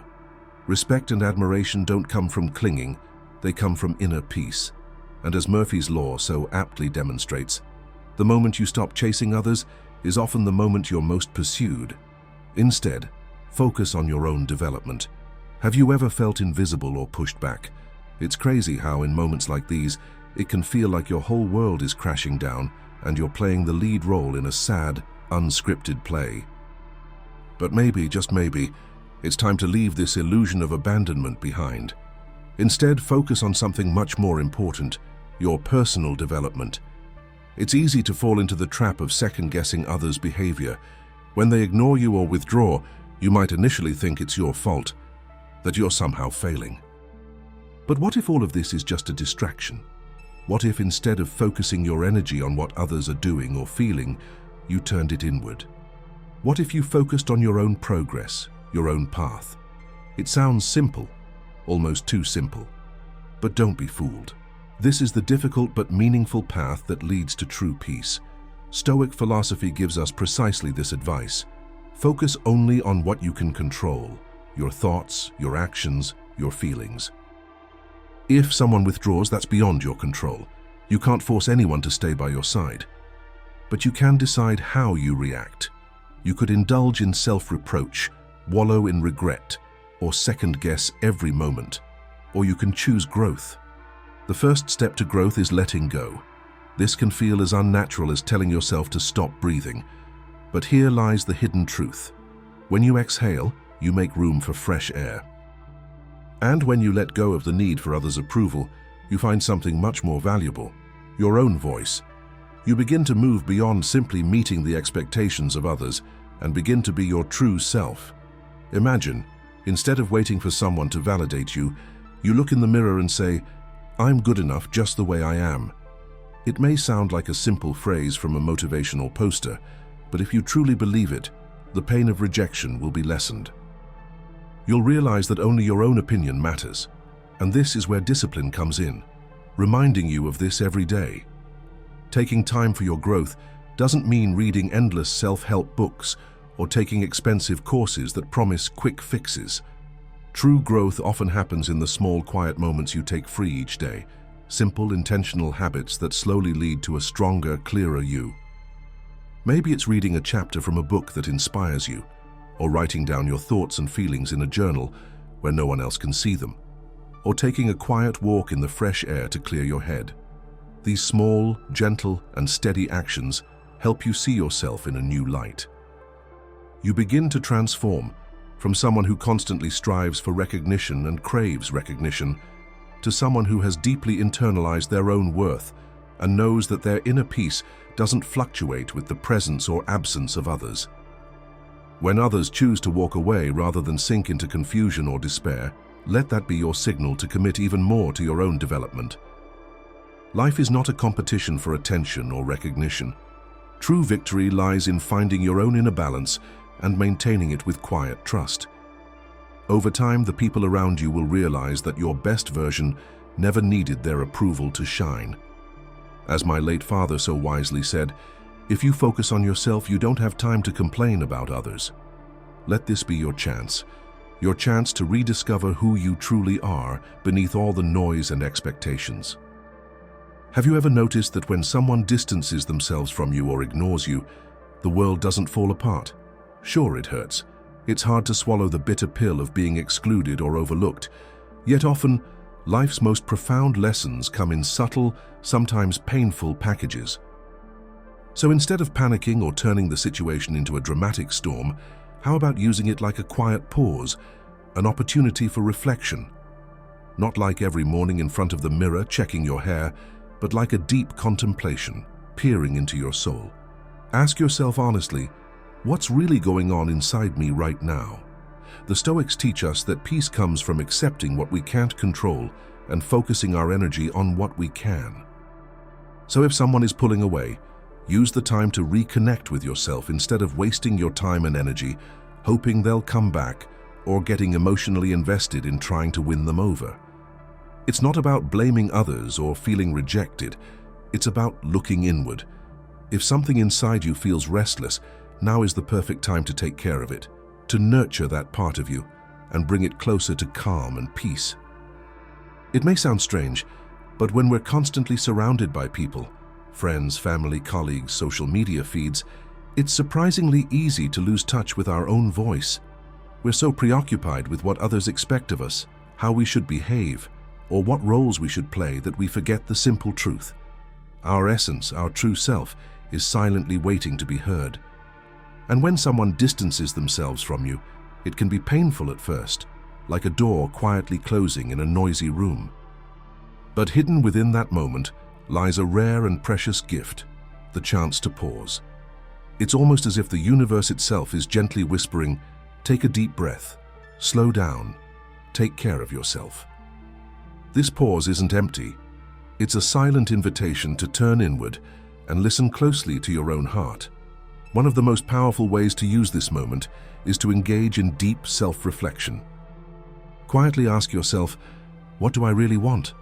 Not what others expect of you or what you think you should want, but what you honestly and deeply desire. When you give yourself time and space to explore your own needs and dreams, something magical happens. You begin to understand that relationships aren't meant to feel like a heavy burden on your shoulders. Rather, they're meant to be spaces where both partners can grow and thrive together. This self-understanding becomes your firm anchor in your changing relationships. It helps you recognize your own boundaries, the invisible lines that you may unknowingly allow others to cross again and again. When someone pulls away, it's often a gentle, albeit painful signal for you to wake up and reclaim your self-esteem. But saying, I'm going to rediscover myself, is only the first step. This journey requires effort, commitment, and a kind of radical honesty with yourself. A wonderful way to start is by writing in a journal. Grab a pen and paper and write down what's truly important to you, without fear, without judgment. Put your deepest thoughts and feelings down on paper. It could be a longing for peace in your life, a desire to overcome a painful or toxic relationship, or simply a need for quiet moments to breathe. This simple act of writing can help you uncover what's been buried beneath the noise and confusion. In addition to journaling, meditate on your boundaries. Find a quiet place, close your eyes, and imagine an invisible circle around you, a protective shield that protects your peace and your being. This mental image not only calms your mind, but also reminds you that your well-being must always come first. When others cross these boundaries, you learn to react calmly and gently instead of panicking or raging. By practicing these small but powerful habits, you'll gradually find yourself again. You'll no longer lose yourself in the endless expectations of others and begin to live more intensely from your core. This kind of rediscovery changes everything. Suddenly, you can face life and your relationships with strength and confidence, not with despair or fear. And in the midst of it all, gratitude becomes your silent, constant ally. In the whirl of relationships and the pull of other people, it's easy to forget the little things, the small blessings and moments that reconnect you to your true self. Remembering to be grateful for these moments, for your breath, and for the opportunity to grow, brings a gentle light that guides you back to peace. Taking time to pause and be grateful for small, quiet moments, like losing yourself in the pages of a good book or taking a peaceful walk all by yourself, can be surprisingly powerful. These simple gestures are like gentle reminders that help you rediscover what's truly important, what soothes you, and what nourishes your soul. In these small moments of joy and stillness, you begin to remember who you truly are beneath the noise of the world. So when the cold wind of indifference hits you, when someone withdraws or the silence grows heavier, don't chase after what's slipping away. Instead, try to see that distance as a gift. Stoic wisdom teaches us an important truth. While we can't control how others act or what they do, we do have full control over how we react. When someone withdraws or ignores you, it's not the end of the world. It's an opening, a chance to return to yourself, reset your inner compass, and make the changes that truly matter. Don't get carried away by the noise out there. Don't waste your energy trying to unlock secrets that were never meant for you. Because at its core, the most important relationship is the one with yourself. This connection deserves your care, your kindness, and your attention more than anything else. When you finally have clarity about what you truly want and what you will no longer accept, life feels lighter, more honest, and above all your own. I want to share a truth with you, my friend, a truth that may sting a little but remains unshakable. Those who have never learned to be alone will never fully understand who is truly worthy of their side. Being comfortable in their own company and enjoying their own presence is the key to recognizing true connection and true companionship. If you made it this far, please write in the comments, "Whoever leaves should not come back."